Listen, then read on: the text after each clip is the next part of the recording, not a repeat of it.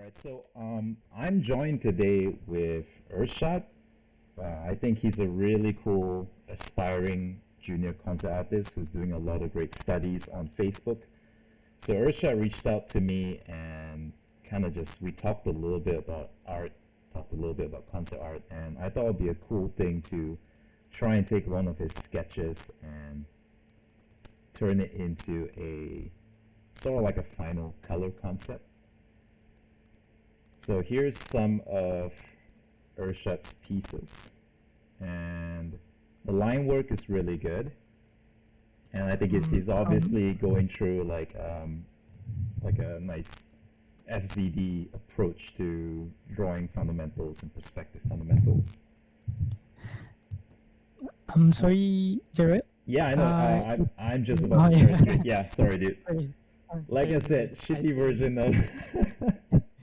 I thought you forgot. Okay. Yeah, you seeing it now? Okay. Yeah, so basically I found this too, which I think are really good. Probably going to go with the steampunky one. And also joining us today is Robin Tomasen. He's a Hi. Swedish concept artist. Putting up his artworks on the video feed now, and you can check out his work on his art station. Alrighty, so let's get it started, right? So what I like about this piece was, obviously you're putting a lot of care into the perspective and form. So even though the design is rudimentary, it's very accurate, and I think in concept art that helps a lot because I think these days what we look for in the design it's more about like the proportion and the balance of everything, of all the pieces. And it seems like instinctively you are placing them in the right position. And a lot of these kind of smaller details could be resolved in 3D or whoever is going to take over this art piece. And for me, it's also like I think this is going to be a really fun piece to render out, just because I think for me personally, if I sketch something out, I get pretty excited to see how it looked like in color. So the general workflow, I guess Irshad that you're familiar with is kind of like maybe with grayscale or some sort of color pass before you render. I would see familiar with grayscale.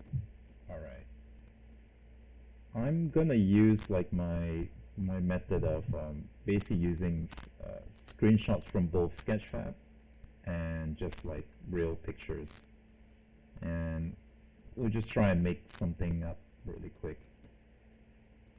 Alright, I should not show this. I gotta remember to hide that front page. I hate when Photoshop does that.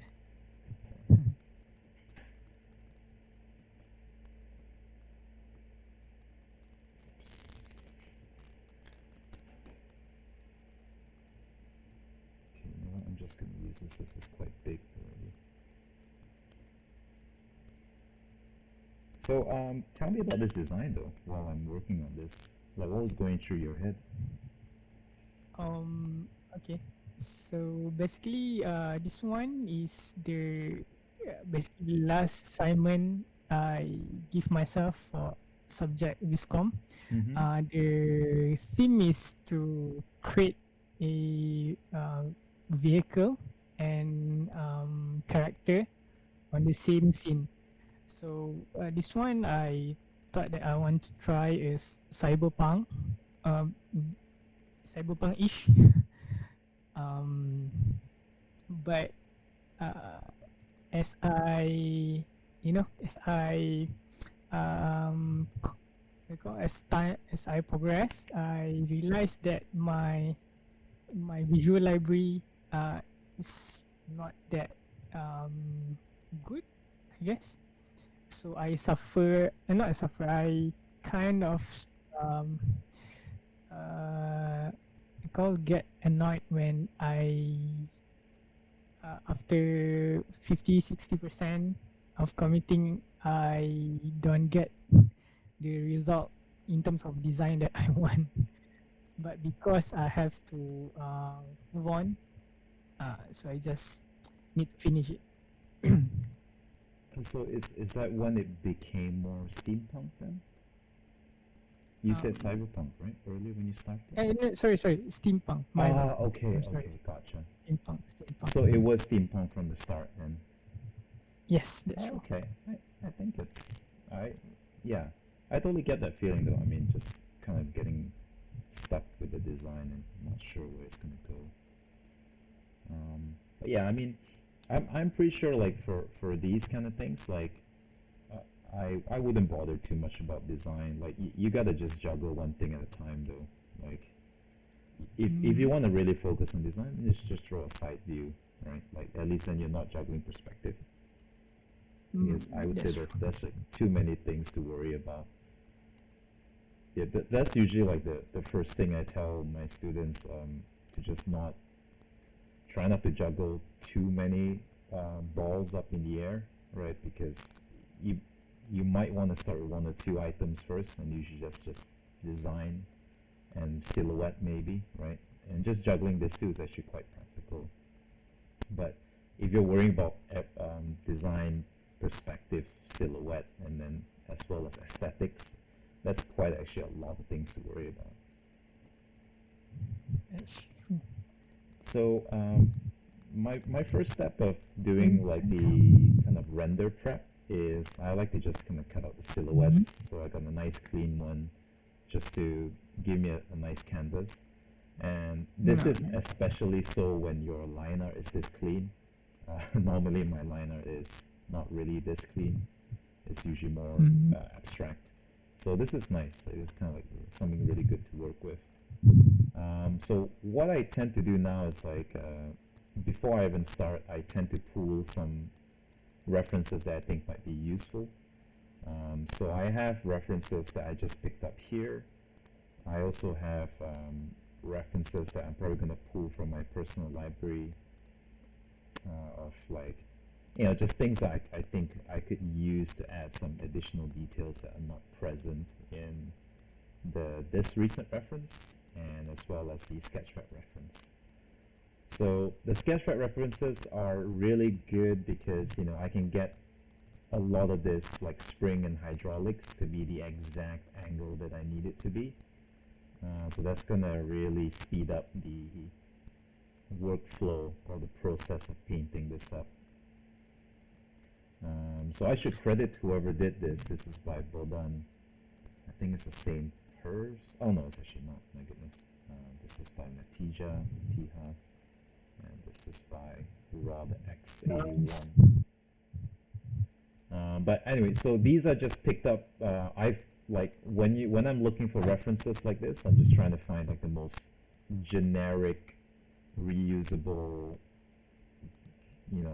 like 3D model that fits my genre.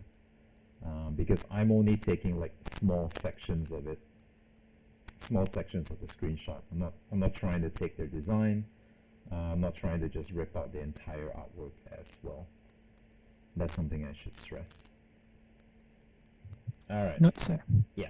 So I'm gonna start maybe with the big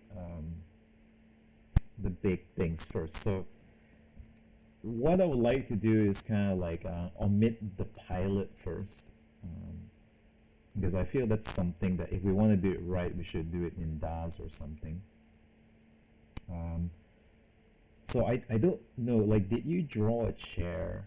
Like, do you draw like the seat before you draw the person on top? Yes. When at first when I scribble, when I do the marker, I kind of plot out the skeleton, skeleton on the chair. Sorry, my English. Sorry. Um, and then from that, I kind of uh, draw over the skeleton. Sorry, for the Gotcha. character. What? Okay. So you started with the skeleton of the human, the pilot first. Yeah, Okay. but I think there are part. let's say the sorry the legs, because when I do the calculation, I mean the measurement of perspective on um, the vehicle, Yep. the character kind I need to skew and distort something, so it might the it might not exactly correct. Yeah, it's all good, dude. I think even perspective wise, I might push the wheel out a little bit further as well. But okay, that's good. So the reason why I'm asking is just because I do feel like it's either the chair or the pilot is intersecting into the cylinder of the engine.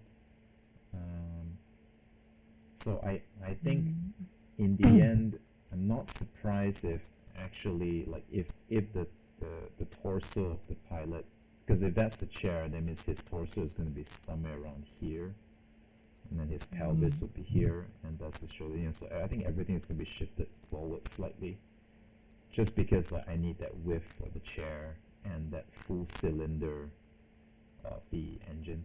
But that's not a biggie anyway.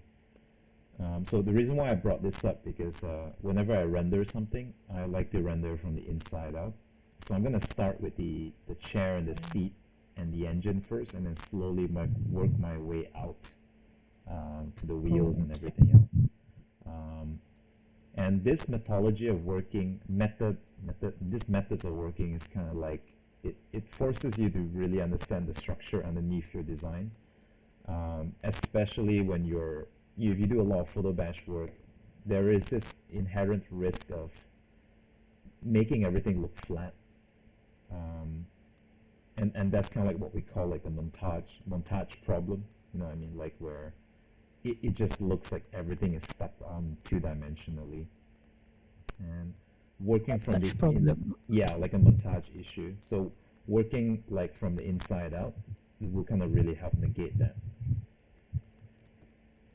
So So, I've gotten some flack from using Sketchfab online, but I don't know. Like I'll just let people say what they want to say. But so what I do is like let's say this chair here. I'm angling it in a way that this is going to be the back and this is where the butt is going to be, based on your drawing. So I'm trying to just because you can't rotate the canvas, obviously. But you know, we can. So what I do is I just use the Microsoft Snipping tool, which just comes with Microsoft, and just plonk this in here, and we're just gonna flip this and let's see whether we get a right angle. And it doesn't have to be perfect, but obviously the closer we get it, the better. And I intentionally adjusted the lighting ahead of time as well, just to make sure it'll make my life a bit easier. So I'm just gonna start to block out like where his chair might be.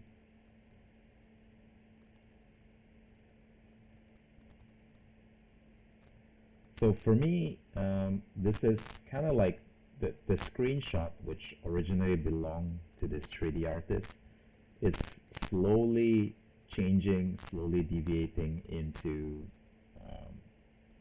a new design that it's more appropriate to this tricycle that we have here. So for me, that's kind of fair game in a sense because I need to make adjustments here that need to suit my design anyway. So for me, like the whole Sketchfab or photo bashing problem in terms of plagiarism only becomes a real issue if you for whatever reason don't make the necessary adjustments to make the texture fit your design wholly. So I just want to add a little disclaimer to this method. Like if you're not careful, right, and you just kind of literally cut and paste people's work, it would fall under some category of plagiarism, or it would fall under plagiarism. So I'm not going to be too precious with the blockouts at the moment, because again, I'm just trying to put all the pieces together. if it works, I can still tweak it later, and that's the beauty of Photoshop. I can keep tweaking this. Yeah, Gerald, yeah, I have a question. When you said that early on you wanna adjust the lighting, right? yeah. So have you figured out before you, I mean, at this process, have you figured out the overall lighting of how you going to paint the subject matter? Yeah, well, like, so this is going to be a Or piece of vehicle concept, so it's generally going to be top-down lighting. And for the most part, like, I would say I'm kind of like just making it almost like a generic overcast light with some hint of a light direction. Because my focus now is to build up surface and form, right? If I could omit lighting to a bare minimum, I would do that. And bare minimum lighting would mean just kind of like a very soft overcast lighting. Because once I have a nice overcast lighting, what I can do is add lighting back in, maybe with like a dodge tool. I could start to suggest lighting coming from the top, for example, like that. So even though I am kind of considering some degree of lighting, in how I'm getting these textures, I would say it's a bare minimum to get just to make my life not so difficult when I'm kind of photo bashing these items together.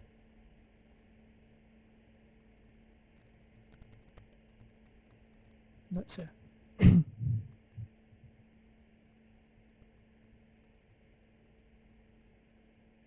So I guess one of the big reasons why I don't really fancy an overly clean line art when I work is because I like to change it as I go.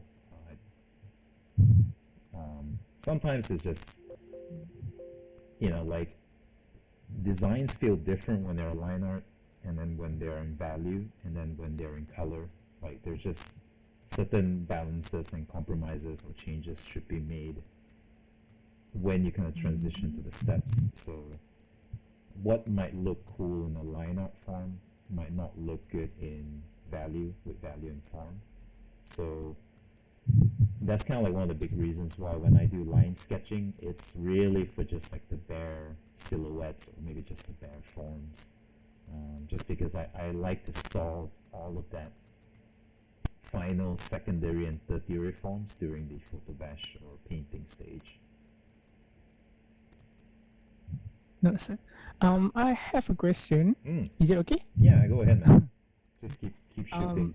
I mean, for you, for a student who want to start photo wishing, right? Yeah. What's the bare minimum understanding or skills that you can maybe can give an advice? Because I also listen from other podcasts and talks that it can get dangerous for someone who don't have a good understanding of color, lighting, and etc. to just straight away go to photo machine. Or you would say that there are some way that um, can can work between both. I mean, for someone new to painting. Yeah, so this one gets brought up a lot. So one of the big reasons why I kind of was excited to show this to you, or at least like show you how it could be done in real time, because when I looked at your work, it seemed like you had a good respect of perspective, like you cared about it, like it seemed like you were really concerned about it, which is really good, right? Because like the care is there. I don't know about the skill, that probably will take time, etc. Right? But most important is that you actually care to look for problems in perspective. And for me, I think that's like the real important thing. Like academic learning, it's kind of like inherently you kind of have to go step by step, right? Like before you learn how to fly, you gotta learn how to crawl, kind of a deal. Um, so, but like, man, I'm trying to figure out how to say this right. But what if I believe like if you already care about perspective, in the end of the day, then this just becomes like another technique because you're gonna use this, but you're gonna always self-correct the workflow because your instinct is always trying to find like, okay, this area here needs some perspective fixing, this area here needs some perspective fixing. I find like sometimes this gets a bit dodgy when a person who has not much respect for perspective or form and then kind of just uses this technique too early, and that's when I feel like stuff starts to fall apart. I see. Yeah. All right. So yeah, like Oh, yeah. I have another question. Is it? Yeah, I'm so sure. sorry. No, please. Like this, Um, I like heads up. Like just ask me anything. Because I don't want this video to be like 4 hours long. So I love talking while I paint anyway. It just helps me relax. Yeah. Okay, cool. Let's say for since this one is what you call uh, you try to educate or show a pipeline maybe to a new student out there, right? Yeah. And for someone like me, so would you recommend to at least have a layer of where we while doing this photo bashing and at the same time checking the value, or is it totally okay? Yeah, I don't do that. Yeah. Um, well, But for a student, I would say for a student, like, yeah, like keep it neutral. Like, in fact, like maybe this area here, I was starting to go into dark and light values, but maybe I shouldn't. But I'm just gonna adjust this so that it's going back to a little bit more neutral. So neutral values is like where the lights aren't too light and then the darks aren't too dark. And I would say if you're just starting up, this value structure is a good place to be at because it's much easier to add shadow and add highlights when all of your values are, in the middle ground. So I would say if you're looking after value, you can just keep it as is. And if you feel like you need some kind of shadow or value information to kind of make you understand the forms better, then just stick to basic contact shadows or ambient occlusion shadows, like basic contact ambient occlusion shadows like this to at least help you figure out which part is on top of the other. But I wouldn't stress too much about like top-down lighting or hard lighting because I'm going to show you like a technique that I saw Aaron Beck use, and I've been using it ever since in terms of how I relight my concepts.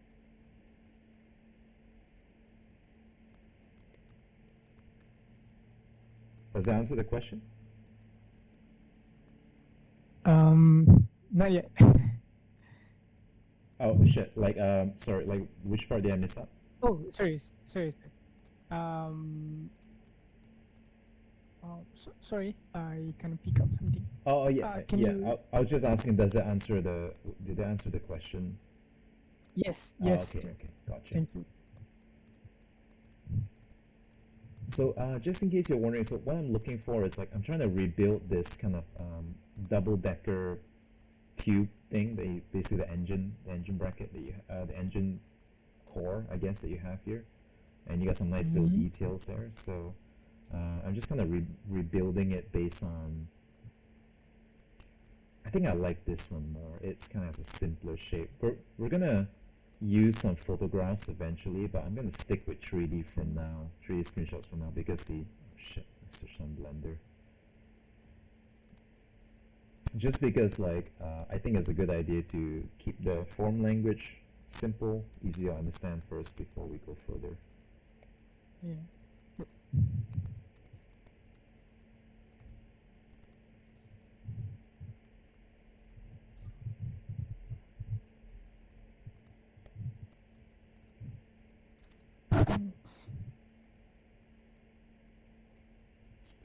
here. I kind of like this second tube there, so I might just keep that.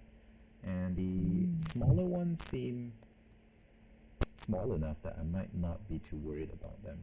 So I could probably just paint them from scratch. So I'm just grab this and so I can just pop this at the top.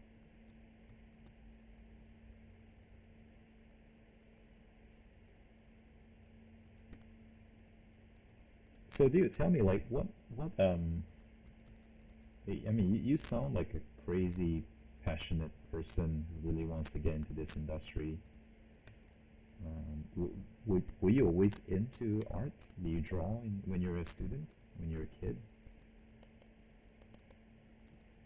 Um, Actually, I mean, for I started to draw quite late when I'm at uh, 19 years old. Nice. But Okay. before that, I do uh, something like sketch. Back then when they have the Gempa comics Yeah. Yeah. and all the artists. And so I would try to sometimes I would try to copy some of the artists or any games that come out in the pages, right? I mean games illustration. So then I start to figure out about concept art uh, at when I'm going to university. Uh, is it okay if I have a intro a bit? Yeah, dude. No, I want to hear from you. Really. Yeah. Yeah. So I afraid that my answer will deviate from your question. So back then I take a animation animation course diploma in animation in UniKL. UniKL. Uh, Where is it? Which part of uh, KL? Is it in Ampang? uh, no, Jalan Ta, Tuan Kopra. Okay.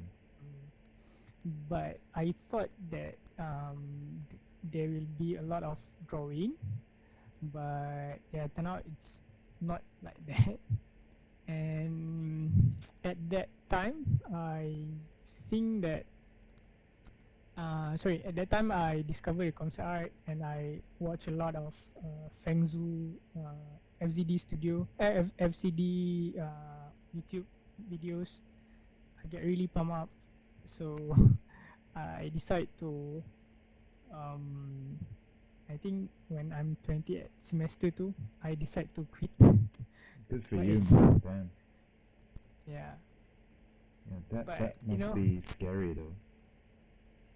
y- y- Actually, that's how did you feel when you're doing at actually I'm not regretting quitting a university. I just regret that I don't have the discipline that I need to pursue. I mean concept art as self-teaching because uh, after a while I figure out that I do need. I mean it.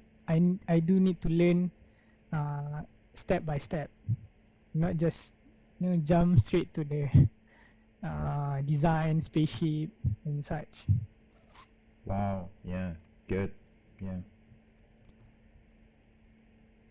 Um, so after years of failing, um, I, I still want to do concept art because I think that if I just hit the right um, the right uh, mm, discipline, let's say discipline for myself, I can go far. I just need to push through it. So uh, because of that, until now, I still keep on uh, learning, even though it's kind of late in my age. I mean, compared to other people. Yeah. That's good, man. I mean, I like when you said like the like not to jump straight into spaceships. Yeah. But here I am, So kind of literally jumping. I'm kind of showing you like basically to not follow the flow.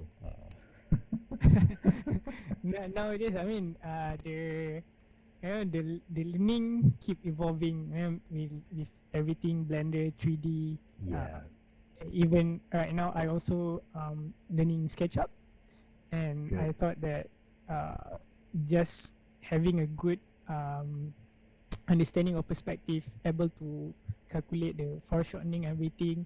SketchUp will, just knowing SketchUp will help in improving the workflow and progress. Not saying others. Not adding other 3D program that much more powerful compared to SketchUp. Yeah, I think that that room that you designed, right, was done in SketchUp, like a kind Yes, of an that's true. 80s room. Yes. Robin is really And good so at I SketchUp. just pick up SketchUp this week, Oh wow, early okay. this week, Monday, on Gosh. Monday.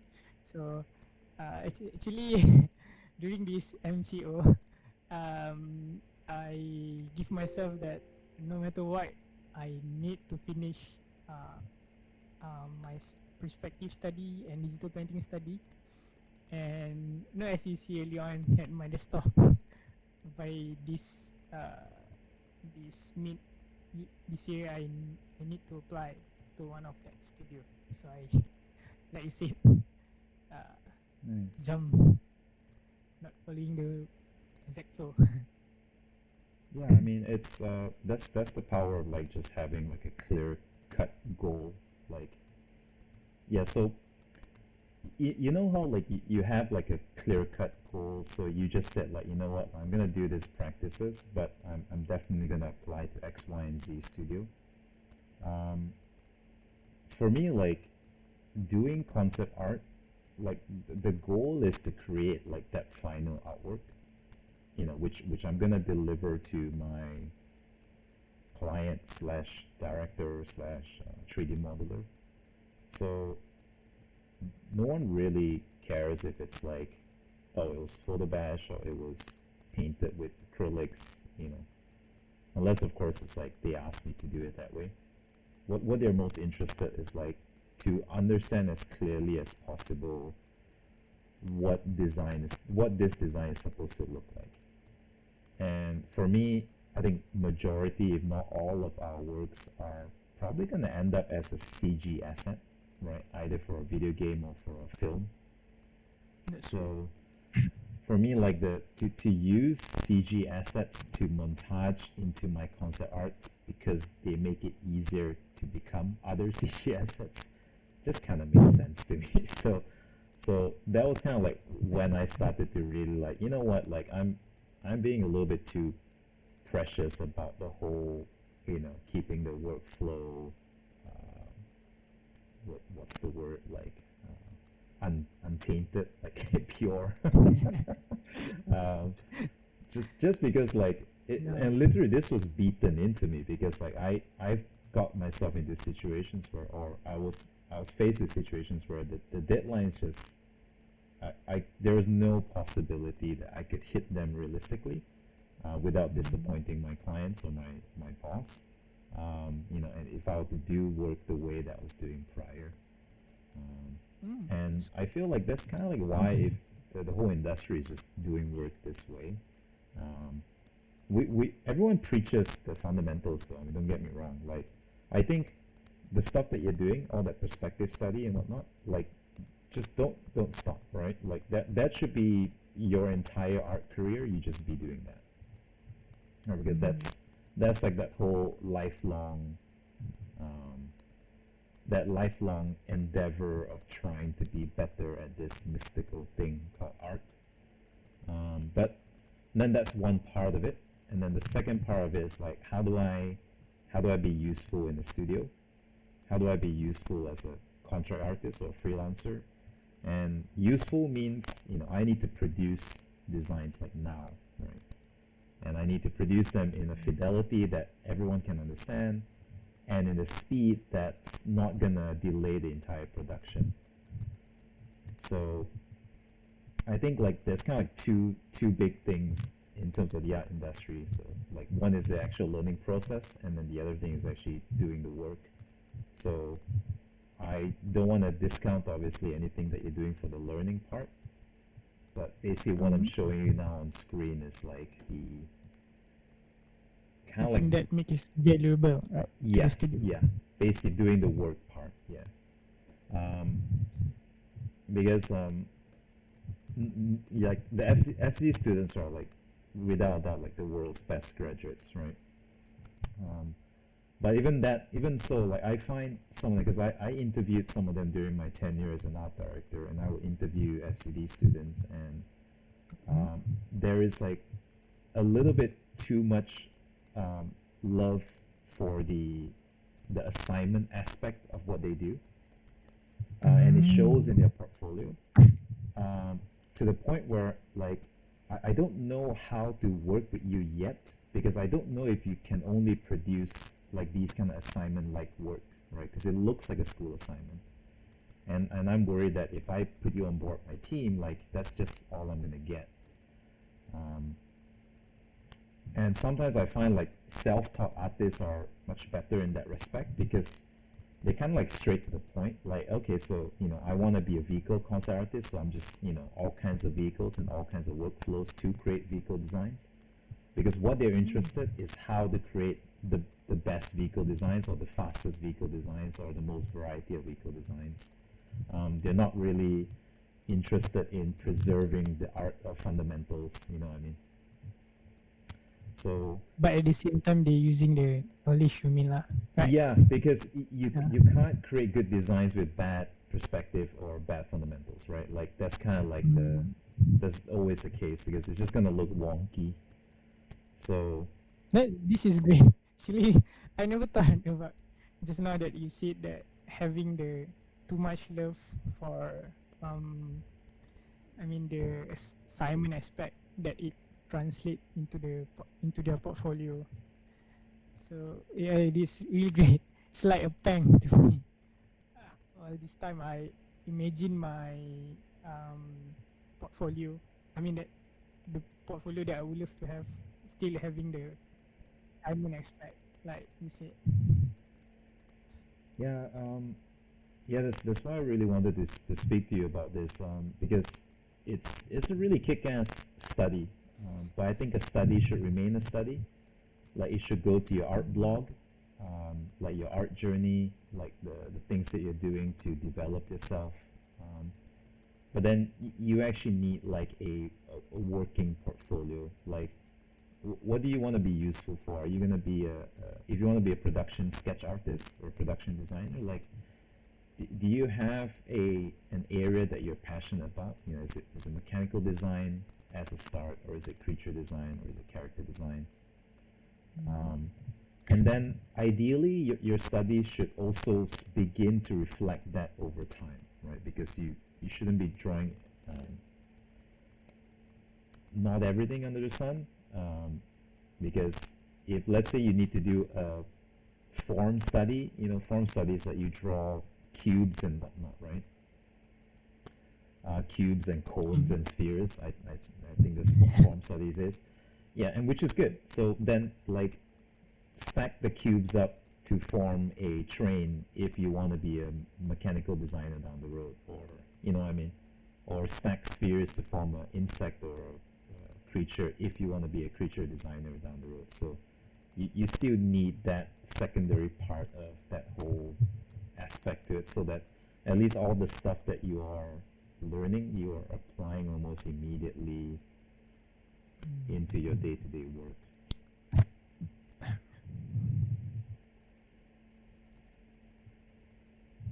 going to change the design again here. I feel like he needs like a space for his legs. Nice.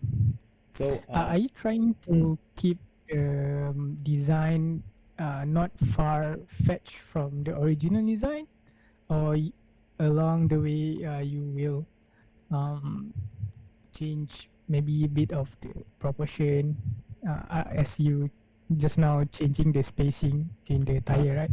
Yeah. Because I'm thrilled to see how your interpretation, even though my design is like it's Oh, not don't that say that. I think good. it's good.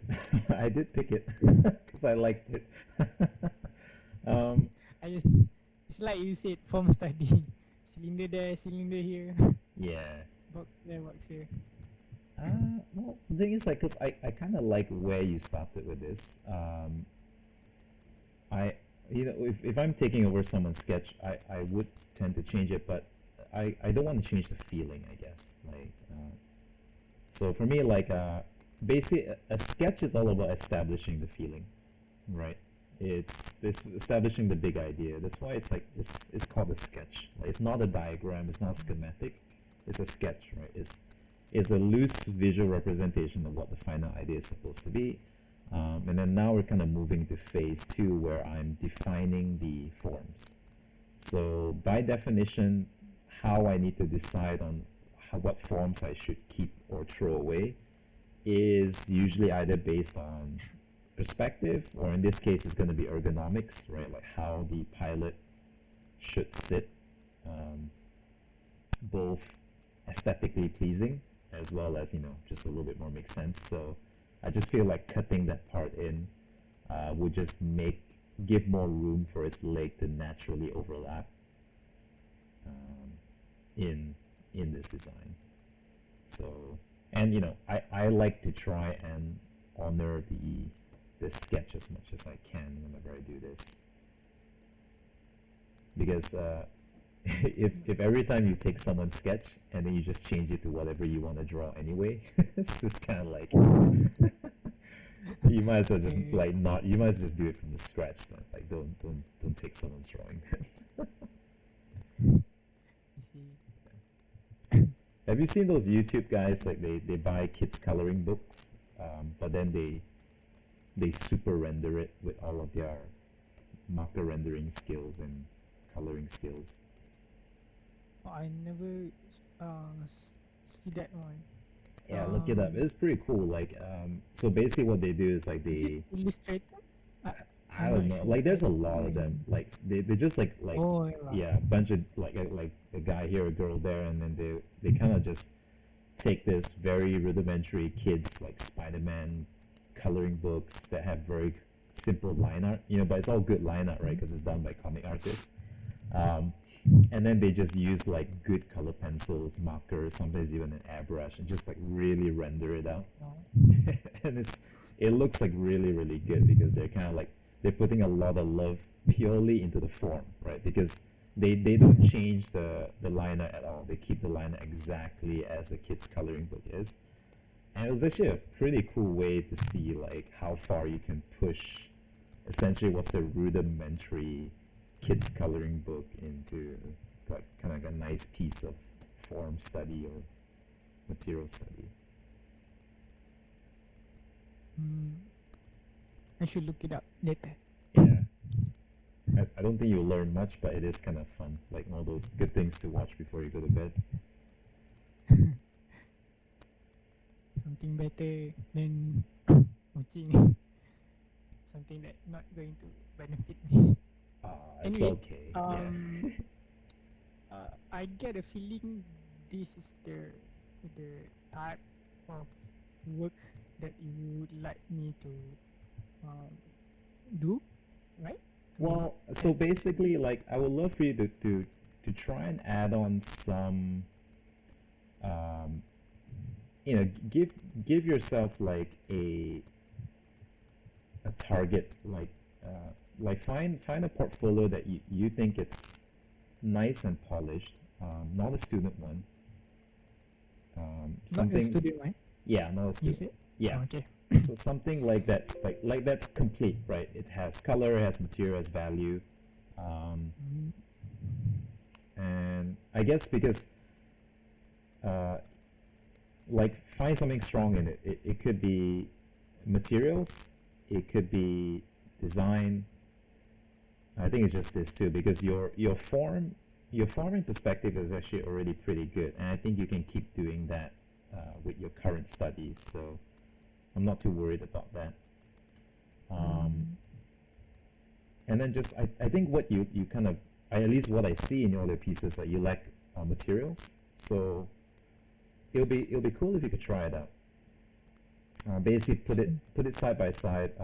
Design something in a similar vein, and just see how close you can get to it. Like after each attempt, and you can bounce around artists.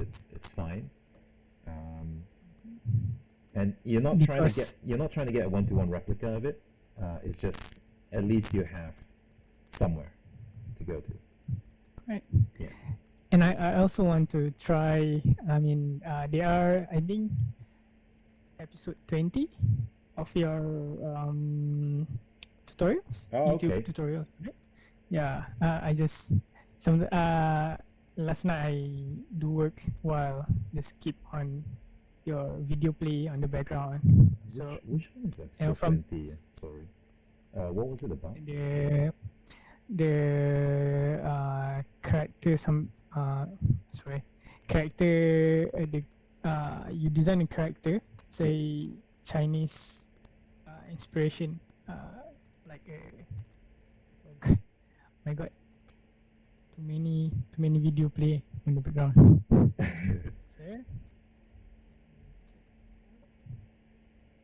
the one have the Chinese Was it like the guy that? a guy, yeah, a guy Okay. holding a staff. Yeah, I think it was like Yeah, class demo and you photo bash yeah, something. class demo. Yeah. 3 hours Okay. demo. Yeah, yeah. Yeah, so yeah, basically what I'm showing you now is like the same things I show my student in my class. Because like the One Academy, the school that I teach at, the One Academy is pretty similar. Like there is rightfully so, there's a lot of emphasis on fundamentals, and I'm not gonna like it's a good thing, right? And one thing I like to do in my classes is just to show like what you should be doing with those fundamentals eventually, because fundamentals is supposed to be like this invisible thing, right? It's like how to play the piano, right? Is knowing like the combination of keys and melodies to make good sound, right? As well as like the rhythm and whatnot. And that's stuff like you have to practice, you have to memorize, they keep going at it. But then no one's gonna pay you money for that, right? People are gonna pay you money for what kind of music you make, right? The whole creativity thing, like what you can actually create down the road. So I just kind of like I feel like that transition from being a student to a working person usually means like starting to move away, or starting to mature from just like, hey, I'm doing this to learn, because if not, everything you do is just going to be learn, but you're actually not going to be useful to anyone, because like learning is just good for you. It's like not good for anyone else, and yeah, like so if you want to be successful in this business, you want to be like the most useful person in the room, essentially, right? Yes. Yeah. But, sorry. By the, I mean, with what you mean about being the most, useful person in the room. What if let's say, for someone new, right, a student or someone like me, I love a hard surface part in concept design, right? Not much on the character or creature design. And of course, in the hard surface part, there's a lot of stuff going on. Not just design of vehicles, design a environment, set, or weapons. There are also keyframes and other stuff, right? Right. But of course, if a someone, I mean, if a someone going to learn that, there's going to be so long.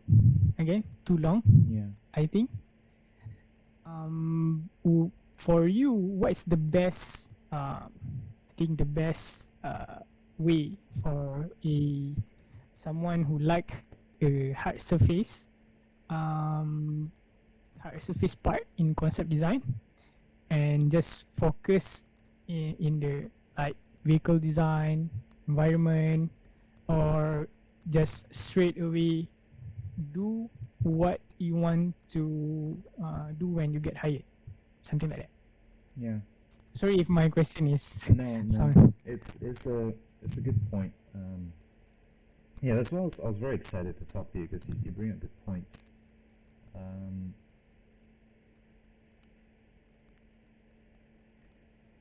so if you look at it from like really like a ground level, um, all hard surface design is just accumulation of 3D shapes. So Mm, that's kind of like the reason why people keep going back to fundamentals because if you can do 3D form fundamentally well, right, you can basically design, you can draw anything under the sun. Um, that's kind of like why FZD preaches the whole fundamental course because like they can say like, okay, let's be real here, right? Like 1-2 years in Singapore under like the worst, even like if we push you like super hard, right, you're not suddenly going to develop like a Sid Mead level of like design sense and whatnot, right? yeah, It's just not it's a possible, legend. right? Because that takes time, experience, magic, life, and that's fine because you're supposed to develop that eventually anyway, and that's what art directors are for anyway, right? That's what art directors in the production are for. They're supposed to be that person to kind of point you towards somewhere, but they can't draw, or they don't want to draw, right? They kind of work hard enough that they don't want to draw anymore because drawing is a lot of work, right? And so they want you to draw it, and they wanted you to draw it properly. Um, so, like, I'm saying, like, don't stop with whatever you're doing here if you want to be a mechanical designer. Like, keep doing your cube studies, keep doing your perspective studies of like zoo animals and whatnot, right? But just always remember, like, the back of the head, like, I'm doing all of this because like, I want to be really comfortable drawing a certain form or drawing a certain shape because I want to be a good vehicle designer, let's say, eventually, that kind of a thing. And I think that's like a little bit better, so that you just don't fall into that education trap where this year is 3D shapes. Then next year, I feel like I got 3D shapes, I'm going to go to animals. And then after that, it's going to be, landscapes. You know what I mean? And Yes, yes. yeah. Then that's what you brought up before, right? Like it's gonna take forever, right? Um, Yeah, that's true. so I would say like if there's anything academically that you should get a hold of that you don't have much time, I would say it's like 3D shape. Um, just because it makes life easier. These days, if you don't know how to paint, but you have good 3D sense, you can model it out, use simple materials in Blender or whatever software, right? And then render out and get like a super good material and lighting already. So you don't even need lighting abilities, right, at that point. Then you just kind of gradually build up your design sense from there. But I've noticed like when I work with illustration students of mine, because we teach them Blender, right? They do learn Blender in their course, which is really good, but the designs still don't turn out that well, because you could see like there's a lack of understanding of 3D form. So they tend to move vertexes in a really weird way or move the polygons in a really strange direction, because they're still seeing it as a 2D object on the screen. So for me, like, yeah, like, which again is just why I was like kind of excited to just show you this, because if you're really doing this much care, I wouldn't say mechanical design because I don't think it's that much of a genre. It's just it seems like you're really trying to get good at 3D form, and that is that will carry a lot of weight in your in the kind of the whole grand scale of your career. Not sure. Really form. Sorry, I'm taking a note. Oh, good man. Yeah, I'm just kind of I'm fooling around with the wheels here. I think this wheel is nice on its own, so I'm just gonna give it some thickness. Oh, you know what? Like we could do that trick actually. Let's see. Control J, Control T. I'm gonna nudge it a few pixels. Have you seen this before?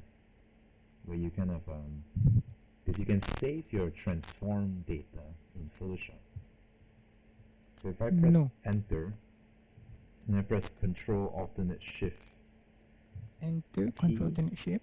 Yeah. T, Control Alternate Shift T, and it will just kind of duplicate and repeat Wow. the last transformation. So it's kind of like It's kind of follow the. Yeah, nice. Very yeah, nice. it remembers the last transformation and whatever percentage that is, and it was kind of like like a dirty way to get 3D form. Sketch. Do that a little bit better. One of my students actually showed me this in class because I was doing it manually. You could screw it up easily as well. You still need to adjust it a bit, right? Yeah, yeah, Gosh. because you want to kind of just nudge it that little bit, and there is some perspective distortion, right? So I want to make sure that I take that into account, and then only I press Control Alternate Shift T, just keep repeating that. But you know, I can still tweak it manually. I don't have to be too precious with it, because if my secret techniques is causing me more time, then I might as well just not use it. Yeah, I know. I feel like I'm falling in love with the technique. I'll just keep it simple. Yeah. Well, it might work on other parts, might not work on other parts. Yeah, Or exactly. it just can just take too much time, like solve Yeah. time. Yeah, like that's the thing about like, because right now, like in this climate, I would say like you got Gumroad, you got ArtStation, Shop, whatever. Everyone's selling the next tutorial and tutorial this, tutorial that. Like, no one's working anymore. Yeah, What do you mean? I'm exaggerating, as in like this like there's so much like learning, there's so little Oh, I working. Because I basically learned everything on the job. Uh,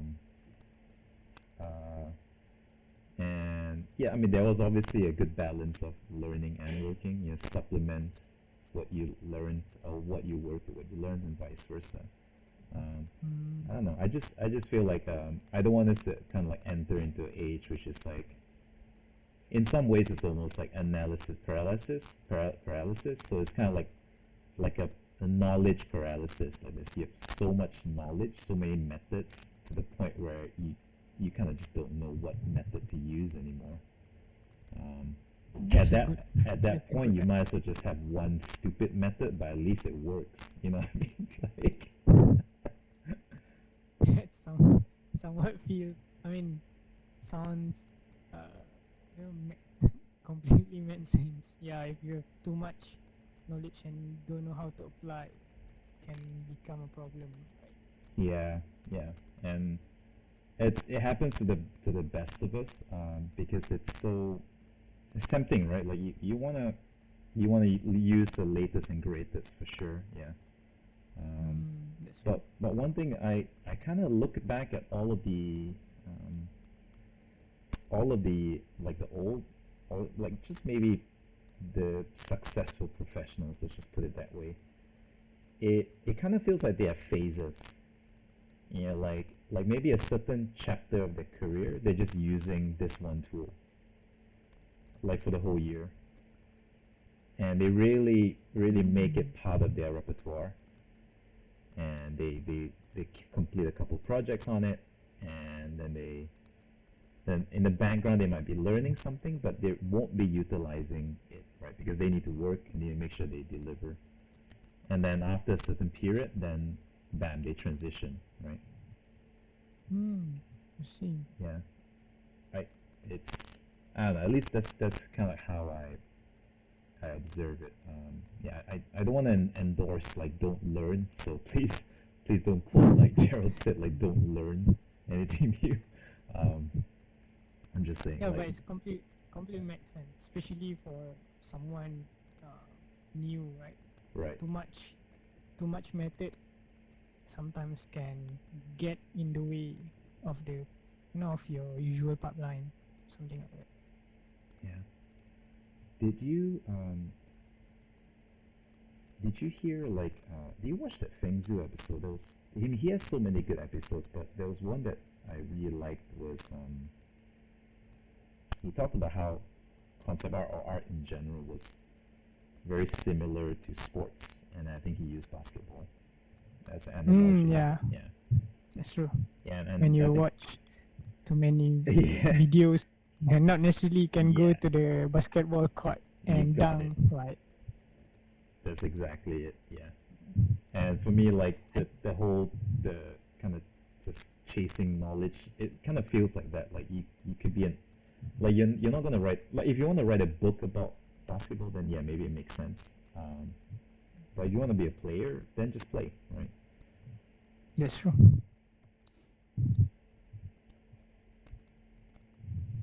So like, I guess that kind of like yeah. So I'm literally saying two things here. Like on one hand, like fundamentals good, and then the other hand, it's like you might wanna. So what I'm doing now is I'm literally playing a game of basketball in front of you. I'm showing you what you could do with a certain set of fundamentals. And when I look at your studies, I see all of the videos of you dribbling and all of the videos of you doing like shots, but I don't see any game recordings. You know what I mean? If that analogy makes sense. Understand. Yeah.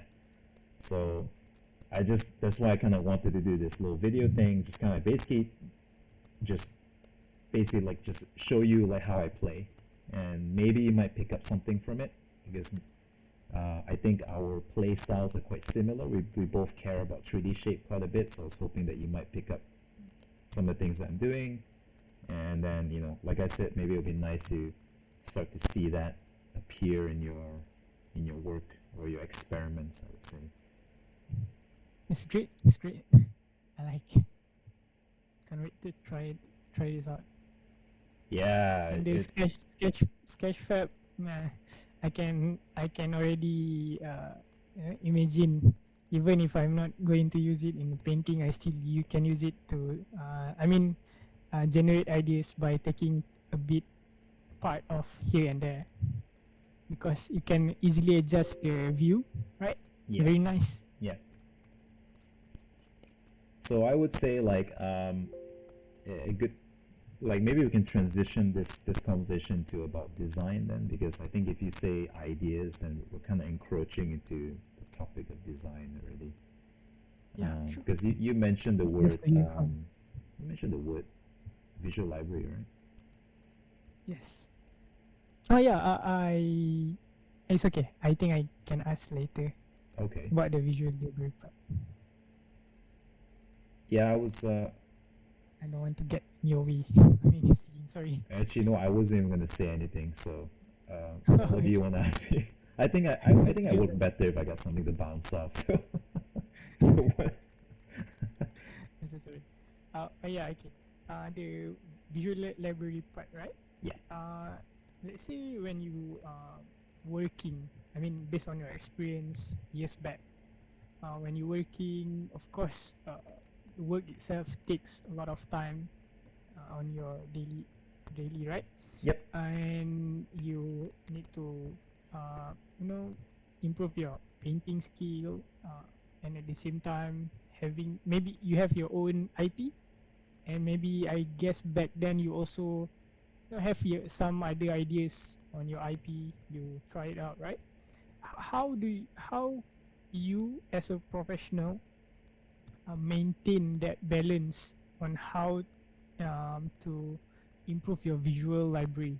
I mean, like, do you give yourself like uh, one day in a week where you look for Mm. interesting shape, topic, theme, Well, actually, then you that's a good suggestion. create.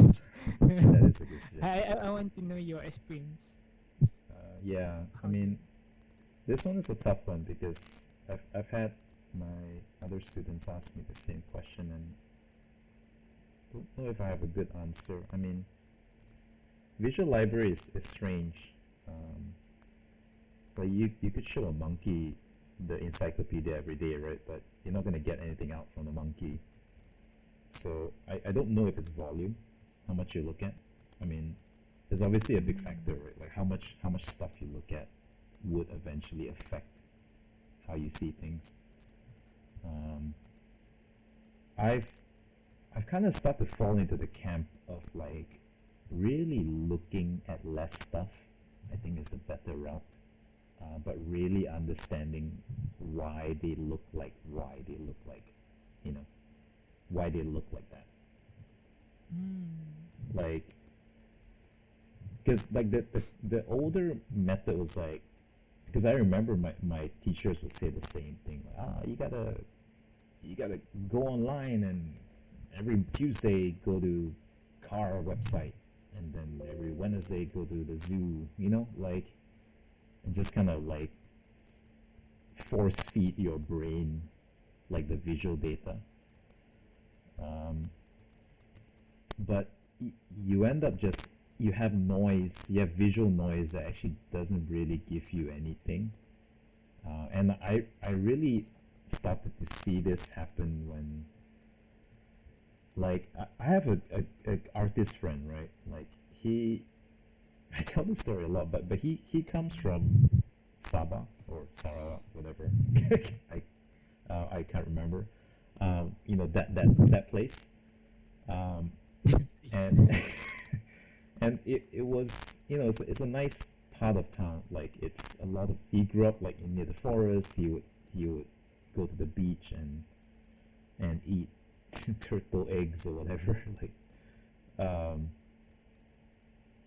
and whenever he paints forests, when we work together in the studio at Lemon Sky, whenever he paints forests, it will be so pretty. Like his forests are just like they come alive, right? And Mm, I don't think it's because he referenced a lot of forests. I mean, I tried. Like I had a massive forest library by the at the start of the project, you know, because I'm like, all right, I'm going to be the king of forests, right? Like for this period of the project, and it just doesn't come out right. Um, because I was just kind of looking at the pictures and I was cutting and pasting, cutting and pasting. I was like, oh, why doesn't it look like a forest yet? Well, you know, because number one, I never really experienced it for real, right? Um, I didn't really understood why it feels like that or it looks like that. And then there must be something like that deeper understanding of how it's supposed to be that yeah. I don't have, right? And I mean that's like a very complicated answer to experience, but you can train this. So if you want to be good at environment design and let's say plant design, then just like study one plant at a time, or maybe the one that catches your eye, and just but really understand like why did the branches turn at this angle? Why is the ratio of root to stem to leaf like this in this one plant? Like come up with your own theories, like come up with your own aspect ratios or whatever, you know, whatever you can think of to justify like the logic behind this thing. And the next time you design a plant from memory, you Mm, you have visual library now. You're not just vomiting stuff that you remember, but you literally have like actual visual library. Um, of plant 1.0, right? And then as 1.0. yeah, because it's plant full stop. It's not like it's like the plant, like all plants kind of a deal. because you've understood how plants grow their leaves, for example. Because if you can understand how plants' leaves grow, you can basically design any plant with leaves that you want. And I think that part's really hard,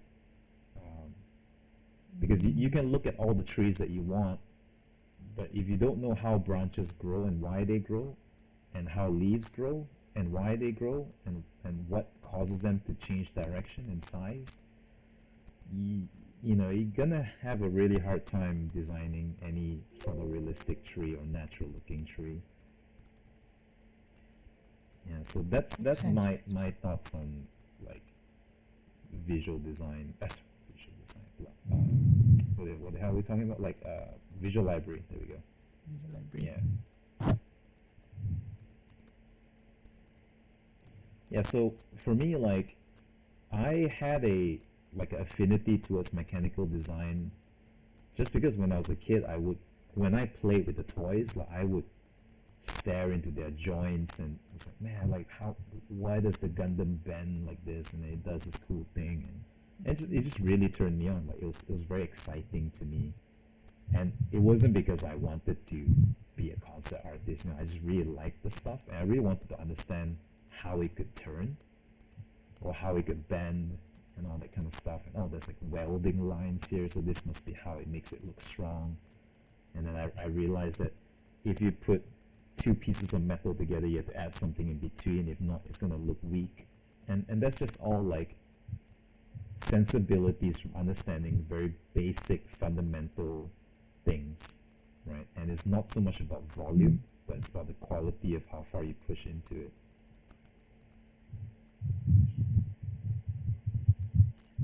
Fuck, man, that was That's a good nice. answer, right? Yeah, shit. That was a great answer, yeah. Yeah, that's I think it's new information for me how to look at visual library. I all this time I have several interpretation of visual library. The main of it is something that you have experienced and understand. It doesn't matter whether you experience it with your body. I mean, if you go to the certain place, you get the taste, the smell, Yeah. and touch, or you just, let's say you wanna draw. I mean, you want to understand space. I mean, NASA, the rocket, right? Not everyone can go to the place. That Oh, have you're the right. rocket. Yeah, yeah, So, yeah.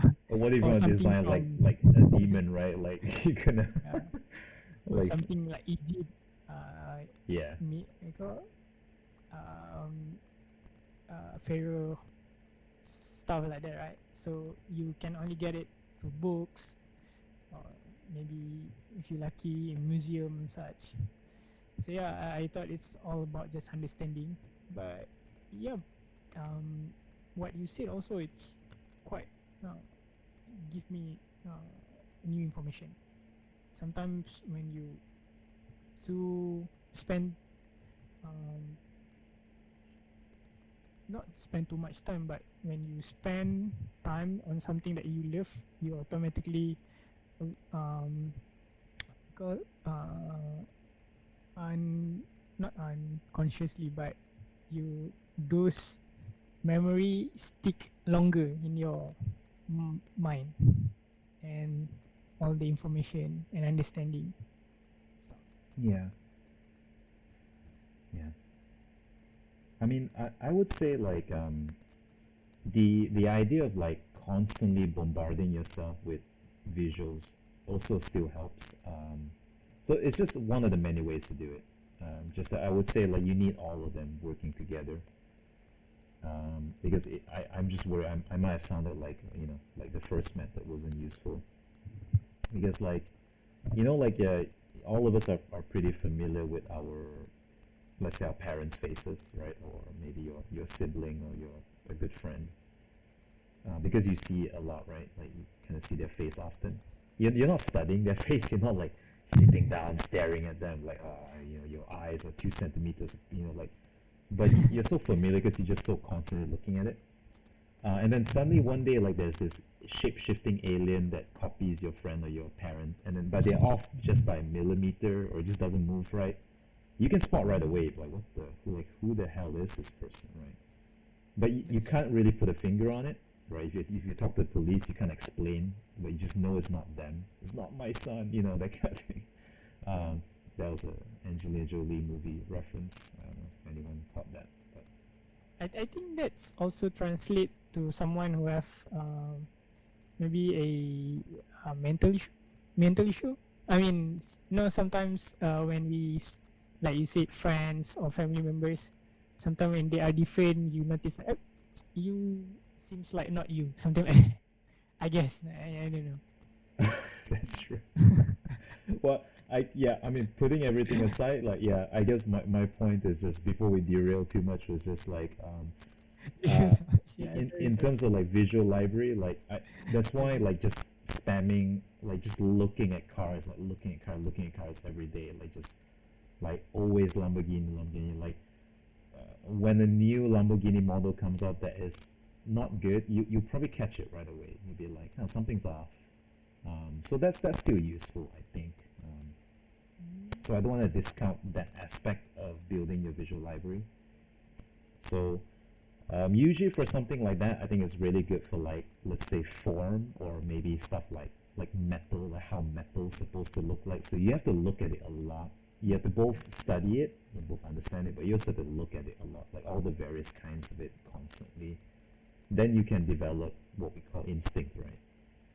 So That's true. I guess repetition is really good for instinct, but then the deep study, the deep Scratch. study will be really good for actually recreating it on the canvas, because instinct alone can only just kind of tell you what's wrong and right, but actually doesn't give you any sort of information beyond that on how to make it, how to do it. So I think you need a good set of both actually. I see.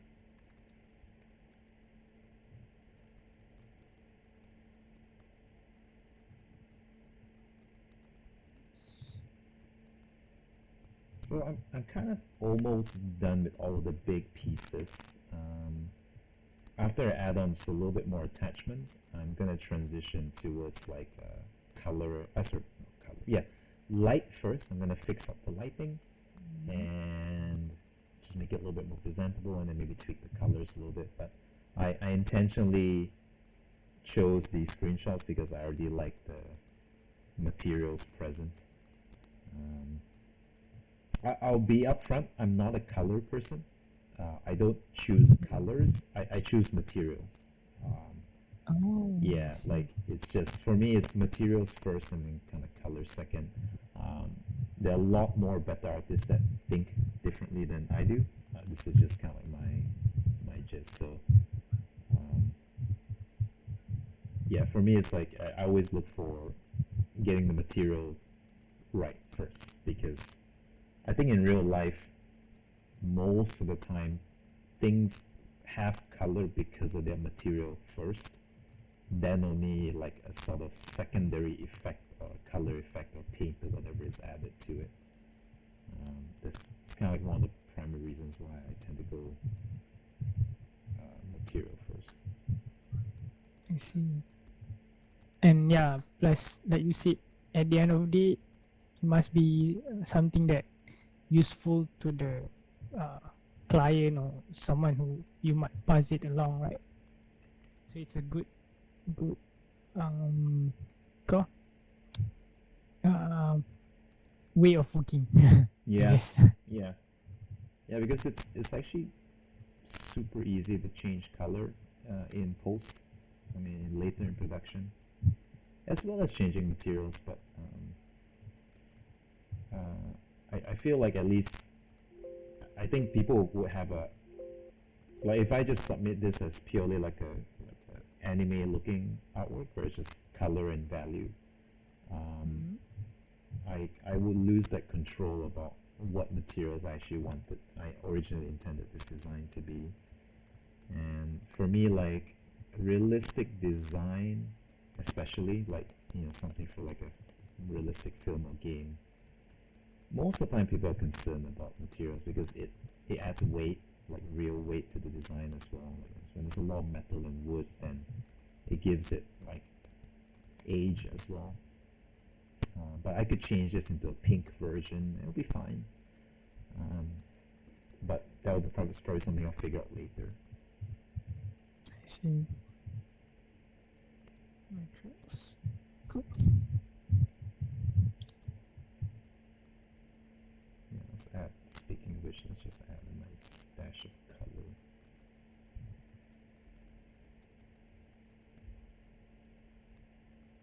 Do you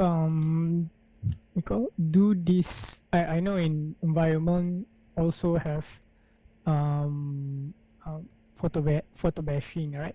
Mm-hmm. But do you solely encourage like um, call your team member in the studio to just straight away work? I mean, using a photo bashing since it's straight to the point, or there are times that photo bashing's not the result that the client want or something like that. Because I saw in the art station, right, like Yeah. you know those artists when they release the, let's say, Gears of War works they've done for environment, sometimes there's just plain plain color. Basically the works they just to maybe figure out how the levels are, or maybe how the screenshot stuff like that. I mean the angle of Hmm. view. Yeah. I just curious. Yeah. So basically, like, when is it a good time to use photo bashing, especially in the early stages, right? Like, or in the preliminary stages. Well, it's the short version of the answer is like it's just time. Whichever is quickest, and that's usually what we'll do. Whichever gives us the most visual information at the fastest time, that's usually what we'll choose. So for the most part, like sketching a room in line art format is, if you're a skilled pencil artist or a skilled draftsman, it's going to be super quick for you, right? And like you can make it clear, easy to understand for everyone on the team, and it's going to be fast. It's going to take you like an hour or less, right? And so that's usually why people use like a value sketch for the early stages of the design. But honestly, like let's say if I found someone that could 3D model a full environment within 30 minutes, like the same speed you could try. Like, I'm pretty sure they would 3D model it because Yeah, they're gonna be like the okay. highest paid person in the room. Yeah, so Can it's easily get the angles, everything, right? The uh, materials. yeah. I mean, because like at the end of the day, it's like it's the final product, right? So Yeah. yeah. So basically, like anything design is you're balancing time. Like time is a major factor when you're a working artist, right? Because you can't expect to. There's time and effort. Sorry, time and energy, right? Because whichever is the quickest, as well as like it won't burn me out by lunchtime, right? So most of us are pretty comfortable with just sketching with paint, sketching with brush or pencil, or in Photoshop to develop an idea because it's less commitment, it's less stress, it's fast, so it checks all the boxes, right? But I mean, someone like Vitaly Bulgarov, he might just Italy, yeah. yeah, he might just speed sculpt it and then only bring it to XSI, whatever he's using. So it depends on like what is your repertoire, and depends on how you are doing it. So for me, like if I'm very uncertain about a design or an outcome, yeah, then yes, I would actually sketch it out in like a line format first, so that I can give myself a chance to see the rough visuals that I'm about to create. And then I could give myself feedback. I could ask my teammates. I could ask my client even, right, to give like an early heads up. So That's just if I'm not really sure. So this is the long answer basically, right? If I'm not exactly Mm. sure where this piece is supposed to go, or if I know that my client explicitly is also not is has told me like they're not sure what they want to do with this yet, so please give me options. So like that's a good idea to kind of submit more sketches instead. So like what you say, Gears of War, like the pipeline also affects a lot, right? Because that's like a video game, so you're working with a lot of people in the production, right? You got sound designers, game designers, level designers, you got the writers coming in, you got the producers, the people who own the franchise coming in. So if you spend like 2 days on a very nice painting, but even if one person out of those 5 or 6 that I mentioned says, like, "Oh no, doesn't suit," you have to throw it away, right? So you can't just throw away like 2 days worth of work, but that's gonna not only waste so much production time, but it's just gonna really burn you out as well.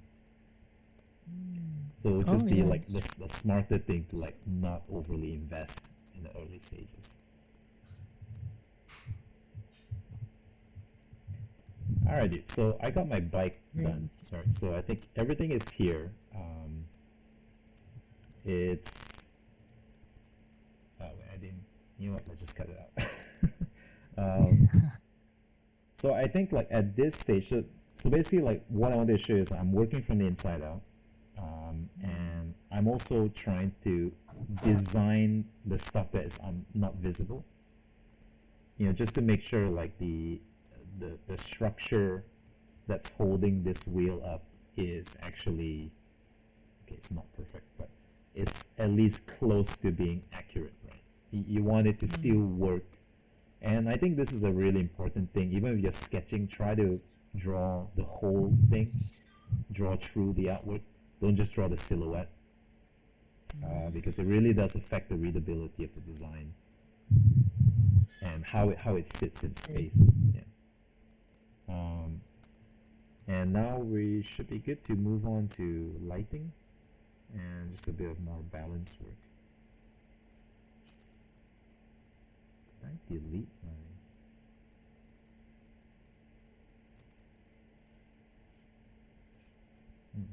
Okay, it's good. Yeah, gonna move on to a bit of light. So we are at... what time did we start? Like 9:17, 9:20. 9:20. Okay, so let's do a bit of banter. Well, it's not great speed. It's an hour and a half. I wish it could be a bit quicker. But you could say like maybe for this level of polish,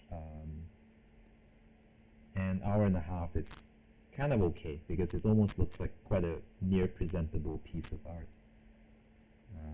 But yeah, okay, I was hoping to do it a little bit quicker than this. But let me Yeah, just... maybe because of the question. And yeah. Alright, so next stage is lighting. So the method that I was talking about was like the Aaron Beck tutorial. What he does was just basically using lasso to select all of the forms that would have like because we're doing like a top light scenario, right? So he kind of just does this. He selects all the sections that might have light and just kind of uses the levels tool to increase the overall value of it. And when you do that, one thing good about this is that it actually preserves like the natural hues and it adjusts it accordingly. So you don't get like too much overexposure or the wrong hue or wrong values because it's a gradual increase. And then what I'll do is I'll use the dodge tool to manually add on some additional light to some places that I feel like aesthetically I just want it to pop a little bit more. And that's basically lighting in a nutshell. It's pretty quick. So it really doesn't take much time, especially if you're keeping it simple, like just a studio light setup like this, where this is aluminium or metal, so it should be shiny. And my environment is relatively simple. It's just a white studio environment or a gray studio environment, so it's not going to reflect any color. So any light that I have here is just going to reflect the same, the values of the surface itself. So it's not going to be any color bleed or color pollution from the environment. So I like doing this at the end because it's actually, once you get the hang of it, it's super easy. It's very practical from a concept artist perspective, because no one's gonna really pat me on the back for lighting. It's just something that people expect to look correct. But people definitely are paying you for the design and the whole look of everything, right? So how everything sits together, that's kind of like what they're really paying you for. So if the lighting is kind of more like just to make it look nicer, make it look presentable, make it look sexy. Yeah, and can control the focal point, right? Yeah, exactly. Yeah. Although focal points usually kind of fall into the realm of illustration, right? Because you're trying to make a picture. Oh, I see. Yeah, I'm a little bit more concerned about, at least in this case. Yeah, it is a focal point, but not so much in the camera point of view. It's like, like the wheels, I instinctively just put red just because, I wanted it to look a little bit more fun. So you could say it's a focal point, but maybe it's something that you can remember from the design, I should say, instead of a focal point. Yeah, I actually have like lectures in terms of more design specific lectures, but I think that has to be for another time. Sure. Yeah. Nice. So I'm just going through the whole art piece. I'm just making some of this metal surfaces pop. Most of this is metal. I think only with exception with this kind of leathery chair thing. So. Sure. And I think I'm just gonna maybe make this a little bit more matte. So I'm just gonna weather this a tiny bit.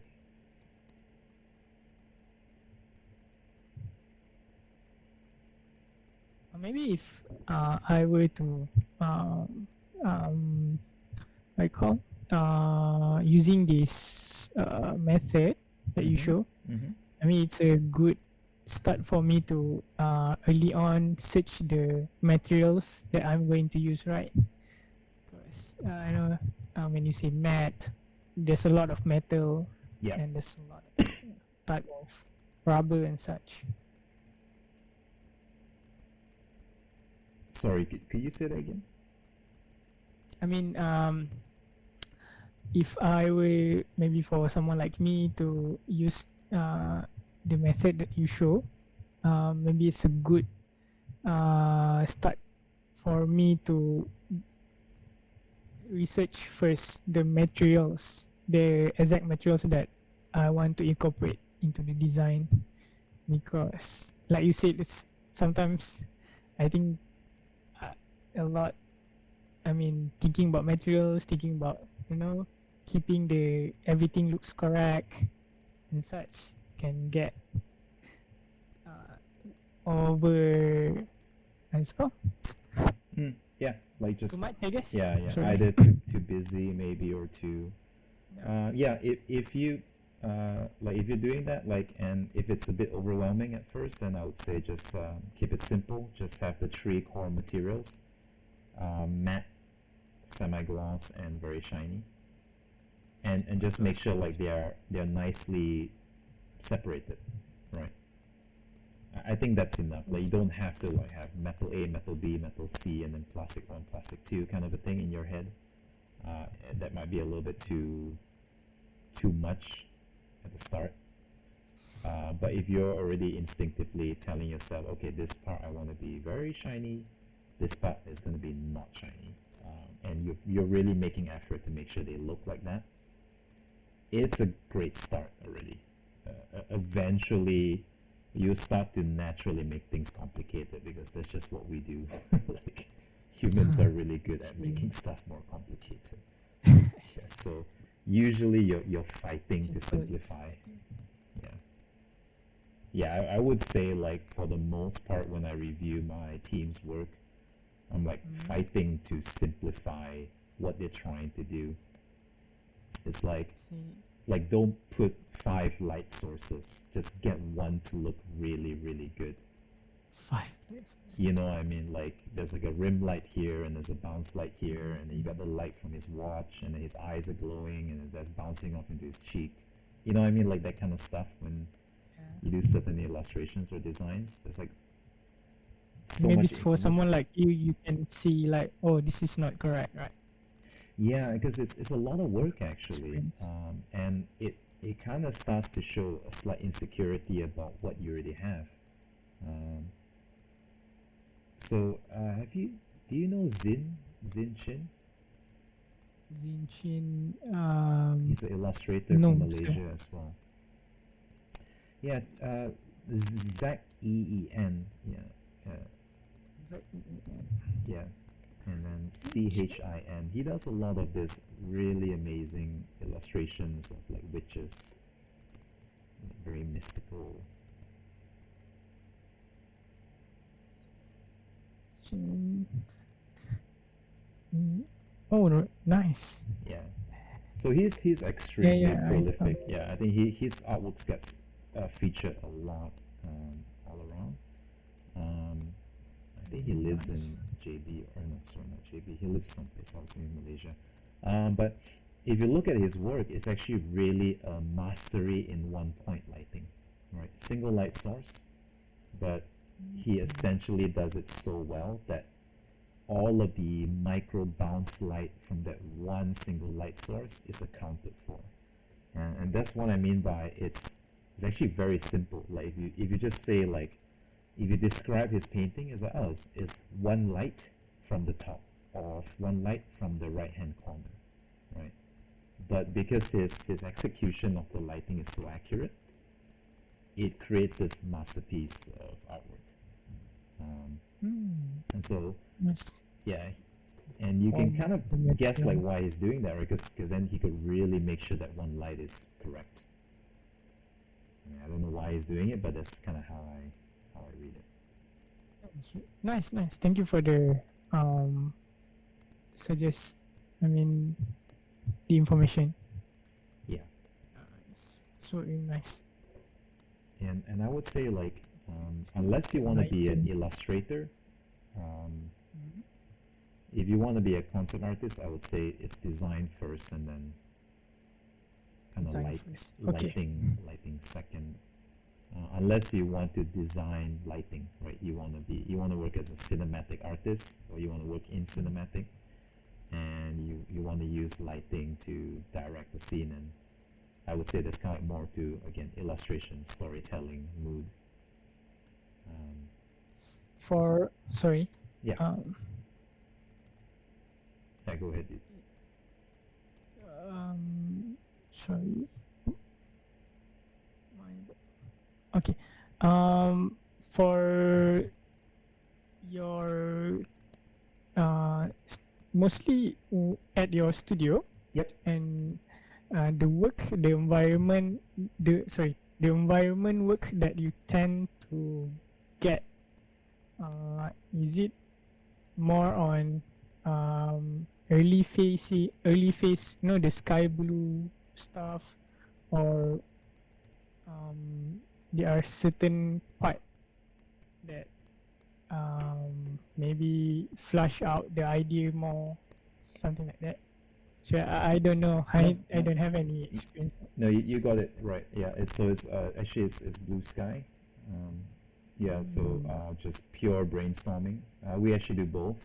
Um, so they're both very different workflows, but yeah, we actually handle both. So um, if they already have like an art director on board and then they already have done their research and their homework and they just need a team to execute, we can do that.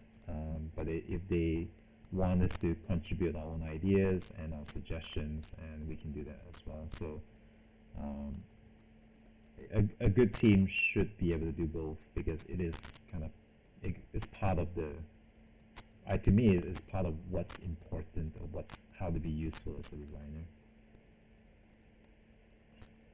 And doing both well, properly, is also actually really important, because if you can only work under your own rules and you can't work with someone else's art direction,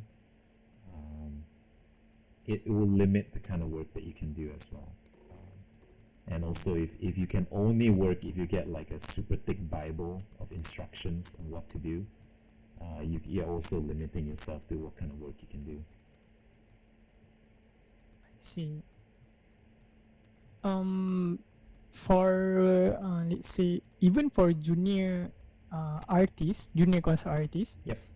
do you still give them, I mean, in your team, the room to also fleshing out idea, I mean, generate ideas?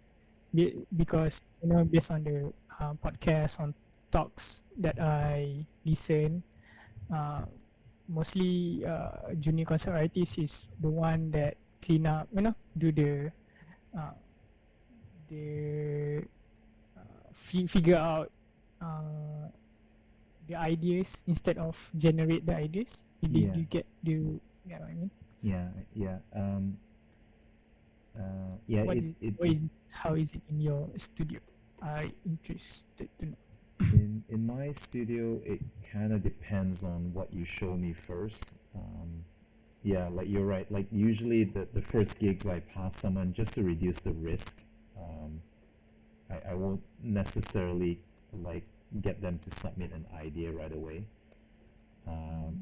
Just because I'm trying to reduce risk in case like it doesn't turn out good, you know, and that way the whole production is not delayed. So what I do is I kind of have like a little transitioning period, or like a like a light version of the project. So I might put you in as a bonus. So it means I'm not calculating your costs. Well, I'm not telling the client that there's actually 3 artists in this project. There's only 2, but you're like the 3rd ghost artist. So this way, like you get to try out the project, you get to work with the seniors or whatever. But if you fail, then I just won't submit your work, and then I'm just basically investing in your screw up. I'm investing in your learning. Oh.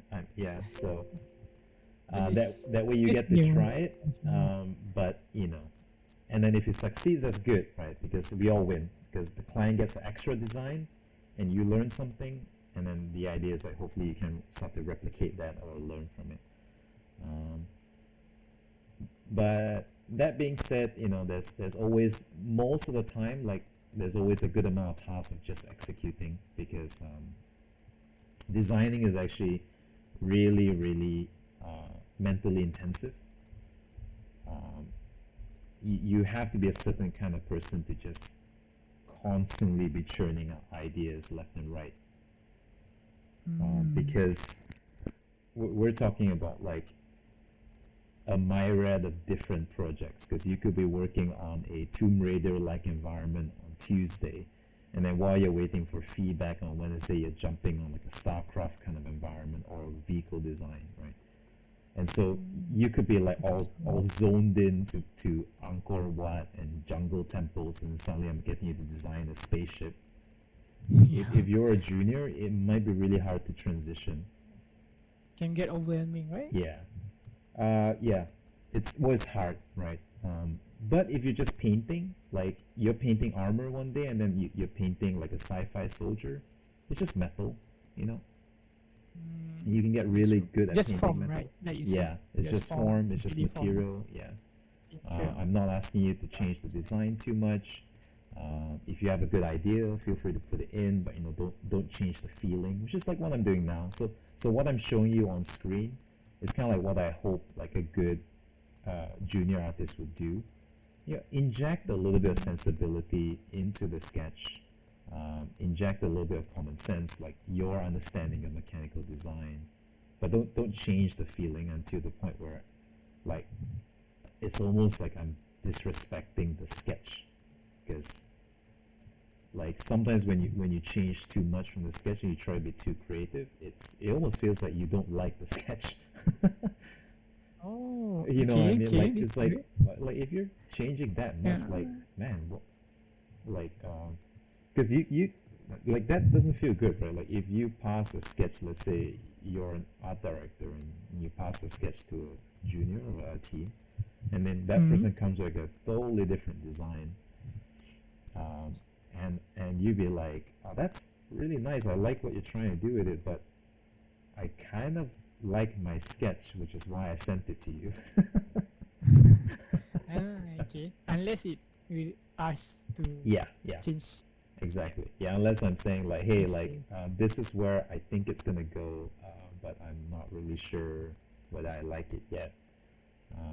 But even that, normally I will recommend like slightly detailing that one version first, and then moving on to your other ideas.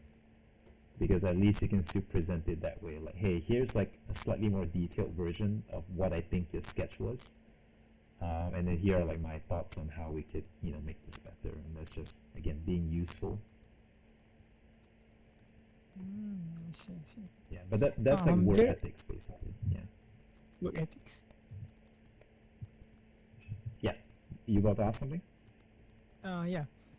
Jared, I think you also aware that everyone is different, right? There are certain people that very fast learner. There are certain people that slow learner, and such.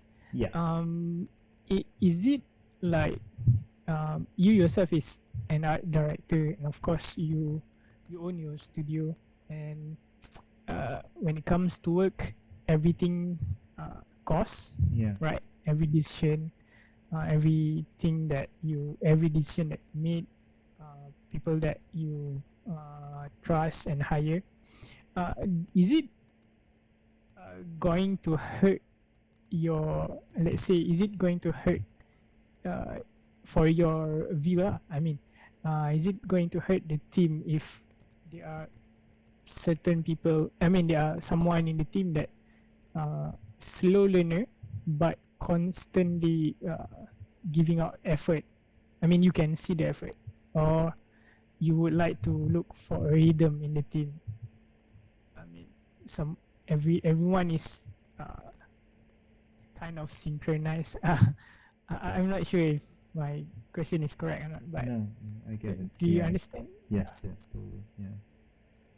Oh man, yeah. Fuck, it's a good question. I Because mean, I myself is slow learner, but and then I also listen from some podcasts that uh, back then there are also other artists that slow learner, and I believe that it is also can happen for certain people, uh, especially for those who work work in the studio, and the fast pace, right? Working fast pace. So maybe for a junior concept art, I mean, someone who is junior concept artist can hurt the growth of the studio, something. uh, yes. I mean, of course. Like, I'm not gonna lie. Like, if there is like let's say a person that's basically slowing down the entire production, yes. Mm-hmm. So, well, the first answer is like that's kind of why I implement my system where because like when I review my team, like I kind of have an idea who sits where in terms of the hierarchy of who can do what in what time. Mm. Because I have people in my team that like to take their time when they paint. Um, so for those people, I'll tell them like, okay, you know what, like I can give you more time, but you gotta make it like as polished as you can possibly can, and I'm good with that because I still have room to negotiate with my clients and say like, hey, like this piece is gonna take a little bit longer, but I promise you it's gonna be tight. You know what I mean? And that's I can still do that, and that still works for me. And then there's some people that I know, which is kind of people like me. Like I don't like to render. I like to design. I like to move fast and then move on to the next thing. So people like me is better for short bursts of projects, like quick ones. Like client needs something by the end of tomorrow. Could you do something? And then they love that challenge because it feels like a little time quiz, like a little time trial, Mm. right? And then that suits their personality. It's just the way that they work. But then when I ask them to, hey man, I need you to render this for the next 2 weeks, usually it doesn't turn out well. So actually, that's kind of like a big role of what a good studio manager or art director is supposed to do. Actually, is to look at everyone's skill sets and try and find like a happy medium. It's not perfect, of course, because you can't always pick your projects. But that's kind of like what my job is, besides just pushing quality and whatnot. So I to see. kind of fully answer your question, I guess it's like no, I've never kind of reprimanded a person from learning too slowly. Um, I'm not big on repeating mistakes. Like I would say like that would be where I kind of would cross. I would draw the line. Um, because at that point, then you kind of stop learning already because you're not making any steps forward. Um, and also like for me, speed is relative. Like, yeah, and if you know you're gonna be slow, then you gotta be patient. You gotta be patient with everything. You gotta be patient with your progress. You gotta be patient with your paycheck, right? You gotta like know that there's stuff that you're just not gonna get as fast as everyone else. And if you can be still positive and happy that way, and you're still moving on with your art journey, then I say more power to you, because that's a good game to play either way. Um, I'm See, Yeah, see. because I'm like a fast heart person. Like I like to do it quick. I like to do it fast. I want to get paid and I want to move on. But I know it's not for everyone. Like it's fine. Like it's okay. Because either way, we're supposed to do it until we're somewhat dead, right? So it's not a race anyway. Um, so the only person you're technically competing with is yourself. So it's fine. I see. Yeah. And you yourself as an art director, I mean, previous based on, for your experience, right? Yep. All your experience accumulate. Um, if I'm not wrong, I mean, i- I apologize if I said it wrong. Uh, as an art director, is it the beside their role as to being the one that give a call in a project, is it also the responsible to help the artist under him to improve, let's say, from uh, being a slow painter like you said, right, to be uh, faster, something like that? Is it like that, or it's all up to the artist itself? Mm, yeah. How they want? It really depends on the art director. Yeah, I would imagine like in a larger. I mean, people are generally people are nice. I mean, the art industry is one of like the nicest people you ever find. So everyone is usually generally going to help you out. Um, but obviously, yeah, I would say it's both ways really. Like, and AD is yes, there's some training involved. Like they would obviously try to, because if they can get you to do the things that they think should be done in that way, it's gonna help everyone. Right? It's gonna help the art director, it's gonna help the project. So that's obviously to their benefit as well. But yeah, I wouldn't say that it's not so much like a teacher-student relationship anymore, um, because like to some degree, like you are responsible to produce content, right? Because that's what you're being paid to do. Um, in a school environment, you are paying someone else to basically show you how to do things properly, and so that transaction makes sense. Um, But I would just add that, I mean, it all comes down to attitude as well. Like, what's your learning attitude? I can't imagine if you are a super passionate and a person that really wants to learn and improve, but you just, you're still heading there. I don't really think any art director is going to give you too much of a hard time in whatever studio. I would say that it's not really that good of a studio. I see. Yeah, because even for me at 1010, yeah, I mean, we are mercenaries for hire, right? Like, we're literally, people find us because they want it like good, and then they want it on Badass. time. Actually, it's not. I would say maybe we're like floor cleaners.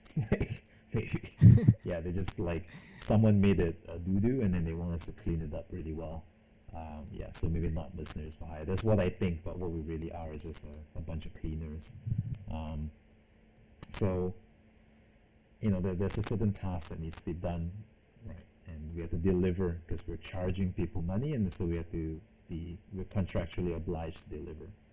But I'm also building a team, right? I'm also building a company, an identity, and a company is essentially a group of people. So, if I had to be more patient and train people for longer, but what I'll get is like a much better, well-adjusted, harmonious team that works together really well. I would go for that route rather than cracking the whip too much. And then just kind of like, because if not, at that point I'll just hire freelancers, right? Because freelancers are, I don't need to look after you. Yeah, I'm just gonna pay deliver, you. right? Yeah, just deliver. I'm gonna pay you the exact amount and just deliver. But you better hell deliver like a good job, because if not, like, good luck with getting any other work, right? But if it's a team member or a person that I wanted to join my company, I'm investing in the character. I'm investing in, like, maybe I just think like you have like a great attitude, and I feel like that attitude will rub off to the rest of the team, and or maybe you might be good at like rendering faces, but you're not really good at other stuff. But that's okay. Like, at least you have that, and maybe we can work on the other things, because I'm not good at faces. I'm good at other things, and I like at least to work with different kinds of artists in my circle. So, Wow. So it's kind of soothing to hear because when I listen to a lot of, especially FZD videos, right? Uh, I kind of feel what you call overwhelming, because I thought if I want to apply as a junior concept artist, I must have a very very good, excellent skills, both in fundamentals, design, and and other area.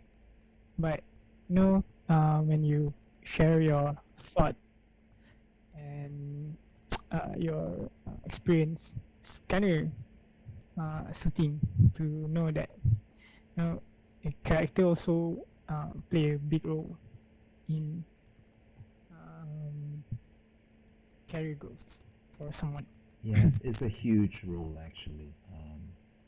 Well, it's like it was that Venn diagram, right? I think you might heard this joke before. Like, in this business, you can be two out of the three things, but so the three things are: you deliver good work, you deliver on time, and you're a nice person, nice to work with. So if you have all three, you're like a winner, right? Like, people will keep coming back to try and work with you.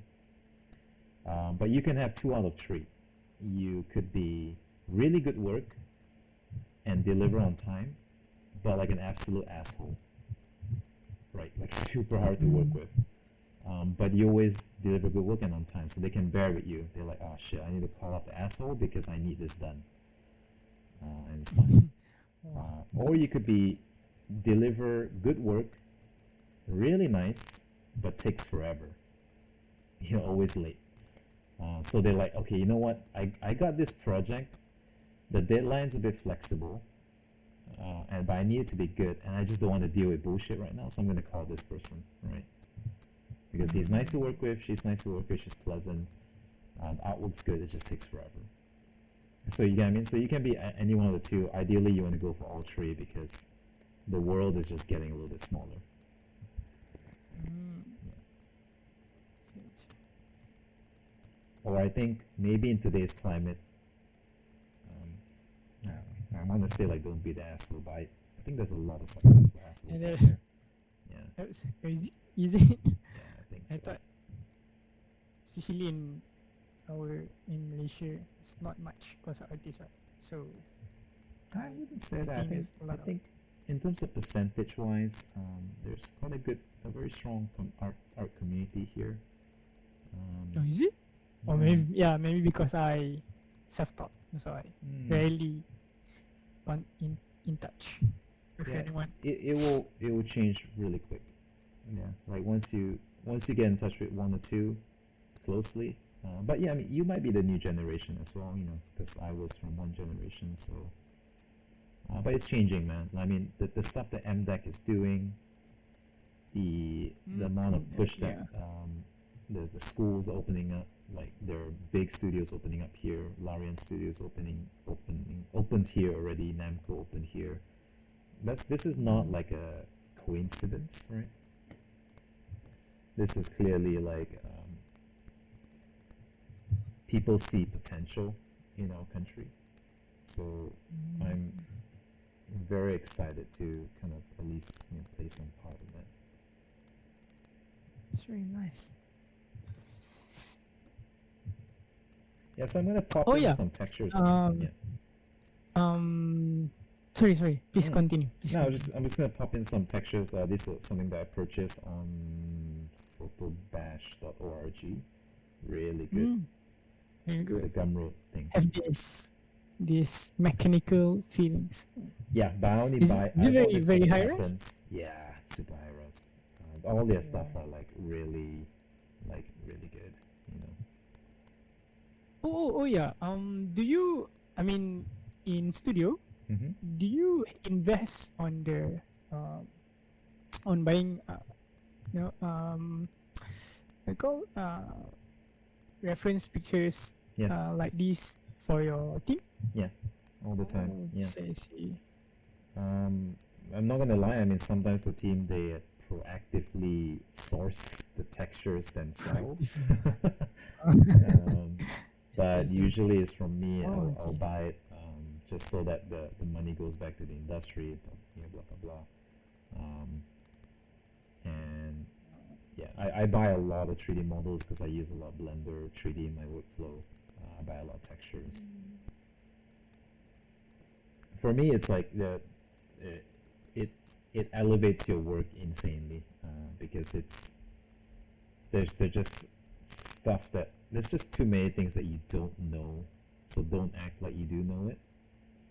So you just want to rely on your like really good references because a well placed texture can really add so much life to a piece, like much more than what you could even think of generating with like your monkey brain, you know? Like it's just like there's just way too much good stuff out there for us to think that we could imagine it ourselves. That's true. Nice.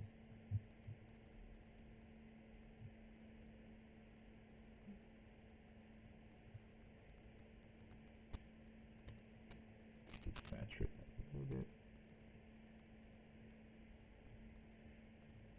It's kind of a terrible looking chair, but you know, like it's the organic part, so I wasn't really. Let me see if I have anything else. This is my pictures, by the way. Have you been to the Islamic Arts Museum? No. This is where? This is the Islamic Arts Museum in KL. Oh no, Yeah. no, I never. These are I never. my photos from my visit there. Very cool. Y- Oh, y- very cool reference. Yeah, you should go, man. Like I it's should it's go. one of like Yeah. I think the best like museums in KL, in Malaysia. I should take note. Yeah, it's See, like see. after MCO, all that jazz. Like, see if you can kind of make a trip there. Nice. I used to bring my students there for like field trips and back then. Yeah, also to experience something from the past. And it's very different when you get to see it in person, because the artifacts are very well kept and the good lighting, good cases. So uh, it's just one of those instances where yeah, it's good bombardment of information. Yeah, nice.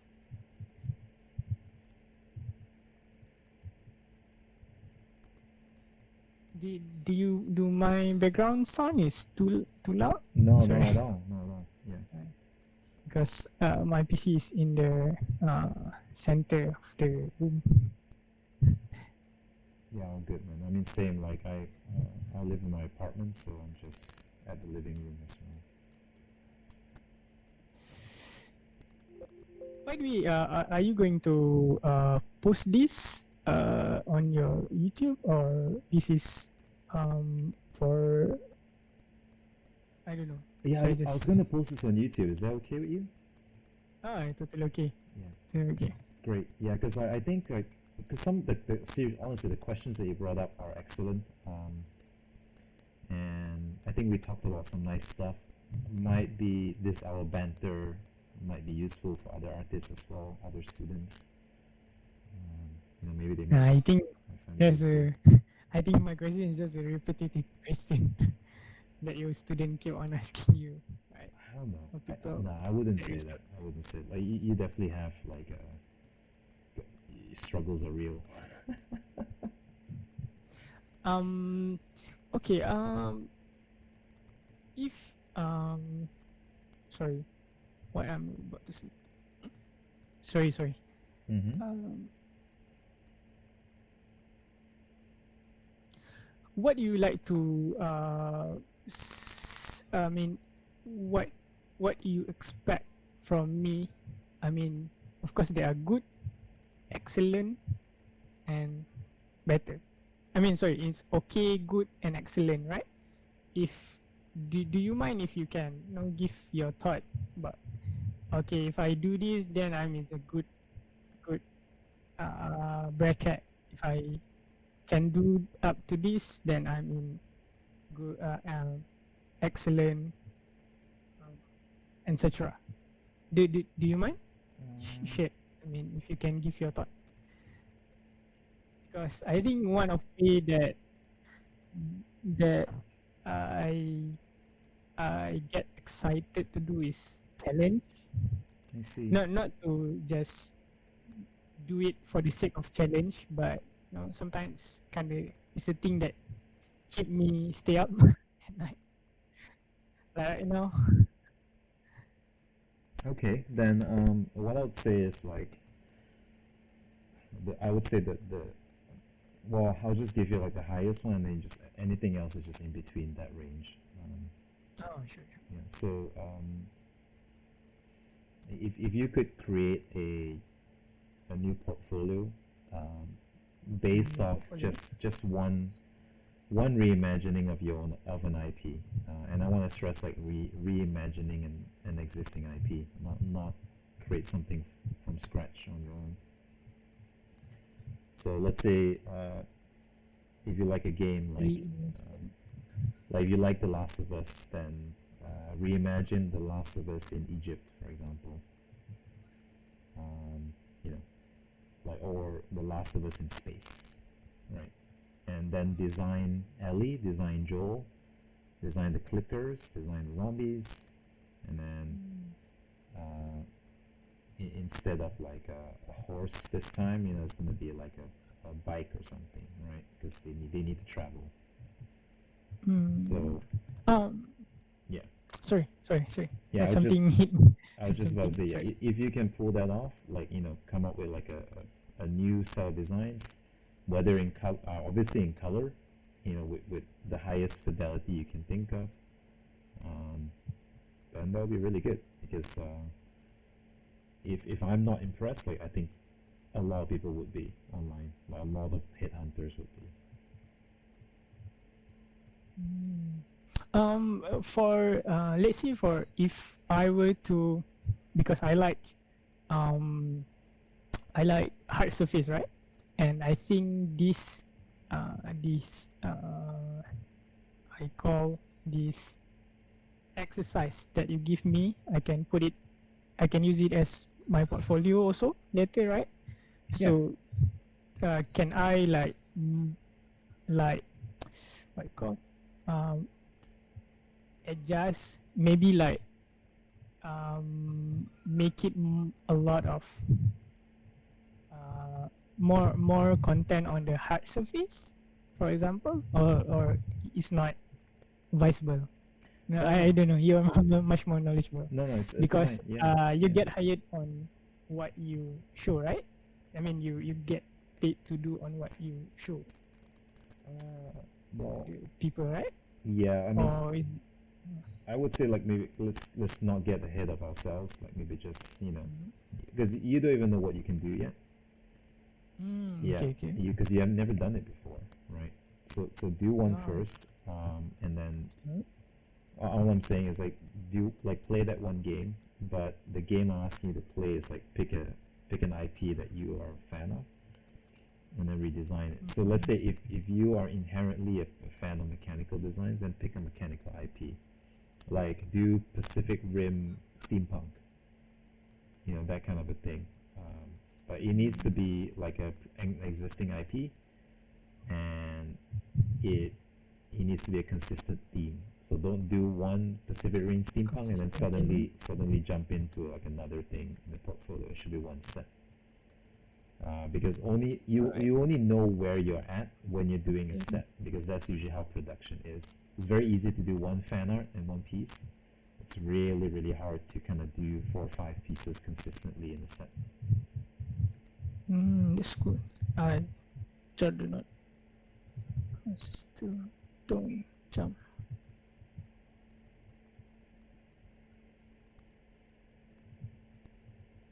And I think like your class shadow is better than my shed.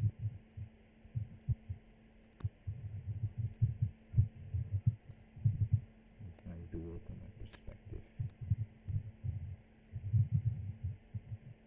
It's blur. Like yeah, I mean this is my blue shadow recipe. I mean I like to give it like because my light is quite soft, so your shadows would be soft as well. Yeah, that's true. there's no insane No. spotlight. Yeah. Insane.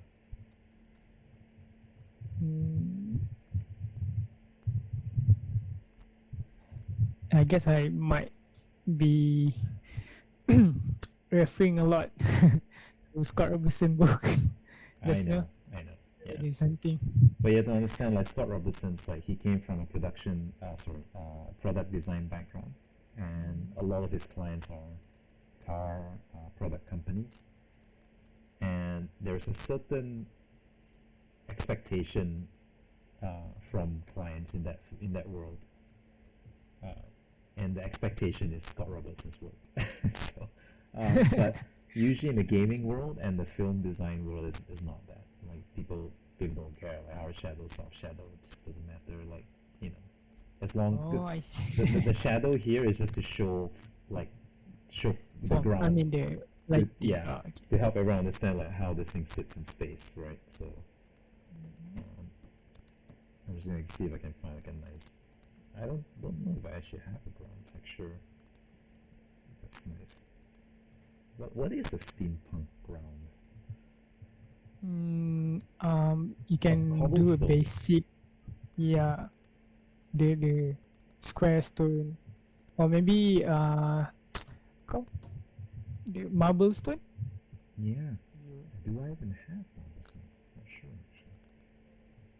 This might be not the right perspective. The lower one. This one, right? Yeah, fine.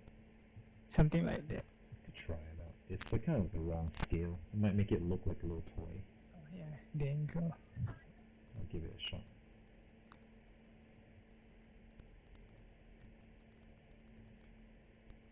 Wait. The hell?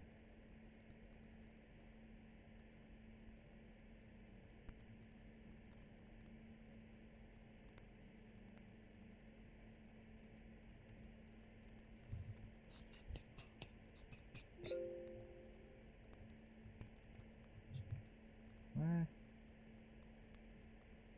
Where is my file? Is it because it's the wrong file format? No, it is a JPEG. Yeah, I'm gonna restart my account. Let's see if this works. That is weird. So, do you have any kind of last few questions? Because I'm kind of basically wrapping up here. Oh, sure. I would ask that. Is it like time period where you would expect me to show to you, or maybe a progress or something, or am I like straight away just after this session with you, just go look for an existing IP, create the notes and start thinking of what I'm going to choose and commit, or you would, I don't know, Yeah, I you don't would have a preference. I would say like just do something. do something. Yeah, yeah. Um, if you can, like, because I mean, look, like, maybe this would be better for like a different conversation, but what I'm, I like what you've shown in your sketch and your studies. It shows me like a good base of a character. Like I said, good. There's things that you care about that I think are good in a designer that I would like to work with. So you got one part, and since we have time, with the COVID-19 and whatnot, like I can't really head to my office even. So yeah, I mean, like I'm not I in feel a bad. I'm so sorry for you. yeah. So like I kind of like basically my entire team is working remotely anyway. So whatever you can show me, and I don't mind like just progressively show me as well, because I'm kind of interested to see as well what you can do, because like I said, I'm more interested to see like the how you learn, because I don't know that for sure yet. So let's just do something first. Yeah, and I know you're trying to like kind of you're trying to figure out an angle or strategy. Like don't do that. Like just create something and then kind of do what you're doing now. Like just being really honest about your learning progress or your learning process. Yeah, and then That's good. just go with that first. If I see like if I see like you're doing something that I think you shouldn't be doing, I'll tell you anyway. Just yeah, and let's just do Yeah, it that way. that will greatly. Yeah, I would love if you can be like straightforward with me. I mean, in terms of if you don't see what I'm doing is going to work out in the piece or something. I'm totally okay if you like, hey man, this not going to work out, or hey man, this design or this this work of you is not good. Something I totally okay. Gotcha. Yeah. So do you have a timeline for yourself though? Timeline. You Like mean where do you want to be? That classic interview question, like Where do you want to be? Yeah, in months or years, something like that. Exactly. Yeah. Um, if for if, if for months, I would target by this year, uh, especially by uh, June, July, August. I would like to work in the studio, especially in a studio that have a very call very good, healthy environment artists. Those who um, strive to improve.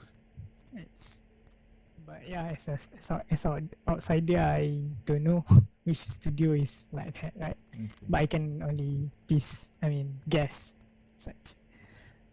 In the long term, in not in long term, maybe in the 2 3 years, not a studio that I want to work on, but more into a person. Do you know John Park? Of course. Yeah. Yeah, of course, yeah. John Park, especially those people in the Naughty Dog, right? Wait, John Park The, is not in Naughty Dog. yeah, sorry, Oh, and those okay. people I in the see. Naughty I Dog. see. Yeah. Basically, Ethan like Zena. John Park is the one from Red Engine, right? Yeah, right. And I think now he's He moved on, right? doing, yeah, he opened a school, such. But to be honest, I also want to um, co- contribute to concept artists. Concept design industry in this country. If I mean, uh, in not in future, I can see now like what you do. There's a lot of big company, right? Here in Asia, not a lot, but Namco, uh, Larian, like you said, uh, um, in Singapore. So there's Ubisoft and such. I would love to just working from here and being surrounded with very very great artists. Sorry, my answer is all over the place. Sorry. No, no, it's fine. That's good. Sorry. Maybe yeah, I think what you have is really good. Like um, I wouldn't like maybe instead of choosing a company, I guess my only Mhm. advice is like maybe instead of choosing just Mhm. a company outright, like you should be asking like what kind of work does that company do, and whether Yeah, yeah, that's like the work that you want to do for the next 5 6 years. I think that would make a little bit more sense. Um, so that way, that way you don't get bought yeah. That's into great. That's great. their marketing bullshit. Yeah. Because there is a lot of No, that. makes sense. Yeah, no, it makes sense. Yeah, and sometimes like, actually the big studio can is what you need, right? I mean, Yeah, yeah. yeah. Sometimes actually the project itself. That if you work on place that, but you're doing something that you Yeah, it's just not what you like. Yeah, it's actually like. pretty sucky. So How about you? I know this just now is the last question, no, no, but sorry. There's no like, there's no time limit. Yeah, I just want to make sure that you got sorry. everything that you wanted, like before I start to wrap up. Yeah, I I I know I not know you much, but I only watch your call interview in the YouTube, and then your tutorials that I think last year I discovered. Um, for you personally, what do you not want, but what do you see your studio? I mean, studio. Oh, what am I saying? What where do you see yourself? I mean, beside having a studio, or maybe where do you see your studio go in maybe 2 years, 3 years from now? Yeah, I mean, I have a I have a company goal because you know I do run Company a goal, yeah I okay. do run a business and we do have things that we want to do. Um, Mhm. in the short sight of things, you know, we want to be like the number one to the art house in the region. Like it's just simple. Number Um, at least that's what I want. Right? And for me, number one just means like reliable and good. Right? I think for me, reliable is the main word, like the most reliable studio person can think of. Like, I don't want to say the most creative, I don't want to say the most efficient or whatever, but just reliable. And I've always liked that. I like working with reliable people, so I just want to build a really good company in that sense. Um, so I actually say that's the long term. The short term is like we actually want to. We have so many things we want to do. We want to make our own games. We do have an IP, a little kind of IP generating thing in the background where we develop our own ideas, game ideas, film ideas, animation ideas, in hopes of trying to find a good partner to produce it with us. see. Um, because like, and also collectibles actually, because I think they all kind of work together.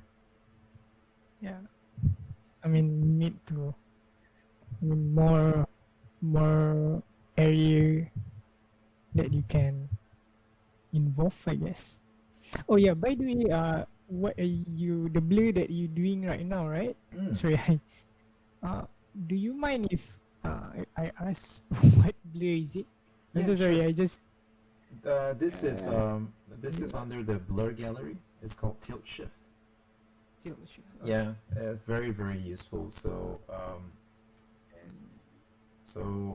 it's under the filter blur gallery, and then you have this thing called tilt shift. Have you seen tilt shift photography where it makes everything look like miniatures? So that's basically what it does. You have areas to control the range of where you want things to be blurred, as well as the graded fall Mm-hmm. off. So this is the Mm-hmm. fall off control, and this is the area of focus. So this area here is the area of focus, and this is the blur intensity, right? So low to very high. Yeah, so it's very useful for if you need a character backdrop, right? Classic like the feet is in focus, but then the body is in blur. So I Nice. normally use this as like the instant character backdrop. Like you can just put anyone here with a gun. Yeah, Yeah, it's so very it good. works out really well. Nice. Thanks. Yeah, the blur Okay, gallery is section awesome. I blur. mean, like, yeah, like once you start using the blur gallery, like you'll forget about Gaussian blur. Gaussian blur is like so ancient. Like, I'm using Ocean Blue. Oh yeah, my god. yeah, I know. So initial. This is something you to get like yeah. Once you start to find out like this more like advanced stuff, like the better tool Yeah. sets available. It's like super nice to use.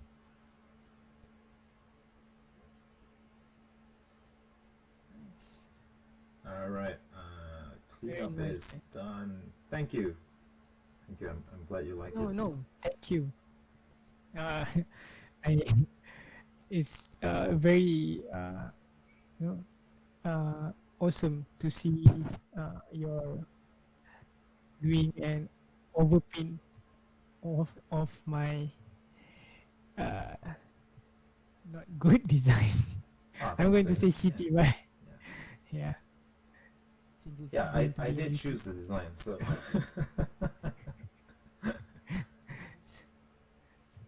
um, And yeah, it's my so pleasure, man. I mean, like this is a ton of fun. Like it's a nice break from what I'm currently working on at the moment. So I thought it was a nice time to just kind of fool around with a nice design. Um, No time to do the person though, so maybe next time. Like, No, I guess we sure, can put like a silhouette or something on the road.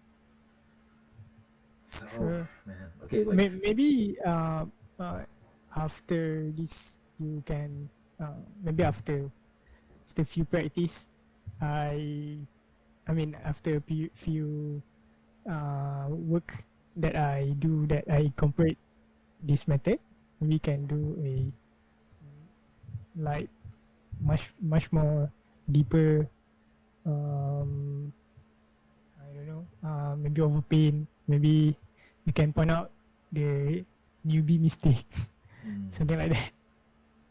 yeah, Oh, I don't know, I just suggestion. that'll be fun. Like a portfolio review would be really nice. That'll be a nice video to do as well. Looking forward to that. Yeah.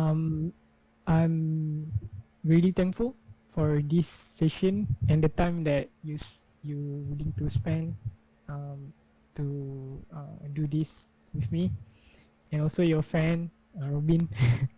Is Robin still there? I feel so awkward. Oh, don't. Okay. Yeah, I'm He's here like, yeah, in a really Robin's like the active part of sweetest this person. Don't worry. conversation. Thank you, But I've been both listening of to the you. whole chat. Yeah, Again. gotcha. And I learned a lot, and also this session motivate me and inspire me to work harder. Looking forward for who knows maybe next time with you. Thank you again Yeah, like for me. hit me up like yeah, like the next time I'm doing like an art session like this where it's not studio work. Um, yeah, because I think even like just the whole quarantine thing is like it just kind of drive me a little bit crazy. I need some people to talk to like in terms of art stuff. So it's quite nice. Sure. Yeah, so I think this is cool. Like I do want to make like a nice little circle of, you know, like a little art hangout. Um, then we can just talk That's about nice, ideas that's and nice. thoughts. Yeah. All right, cool, man. So All right. let's keep in touch. Like hopefully Sure. you look into that idea that I mentioned about creating that IP reskin. Actually, IP reskin, there's yeah. a very good Fingzu video about that, by the way. So it wasn't my idea; it's actually his. So definitely watch that because I do think it's a really great way to learn how to apply what you've learned in school into an actual project without killing yourself. Because starting an IP from scratch is mind-numbingly hard mentally, especially. It's just so taxing mentally. So that kind of removes all the problems, and you just have fun and focus on creating good content. Thank you. Yeah. Thank you for this. I think yeah I might watch this video again because there's too much I need to. You know, there are certain things you do in the Photoshop that catch my eyes.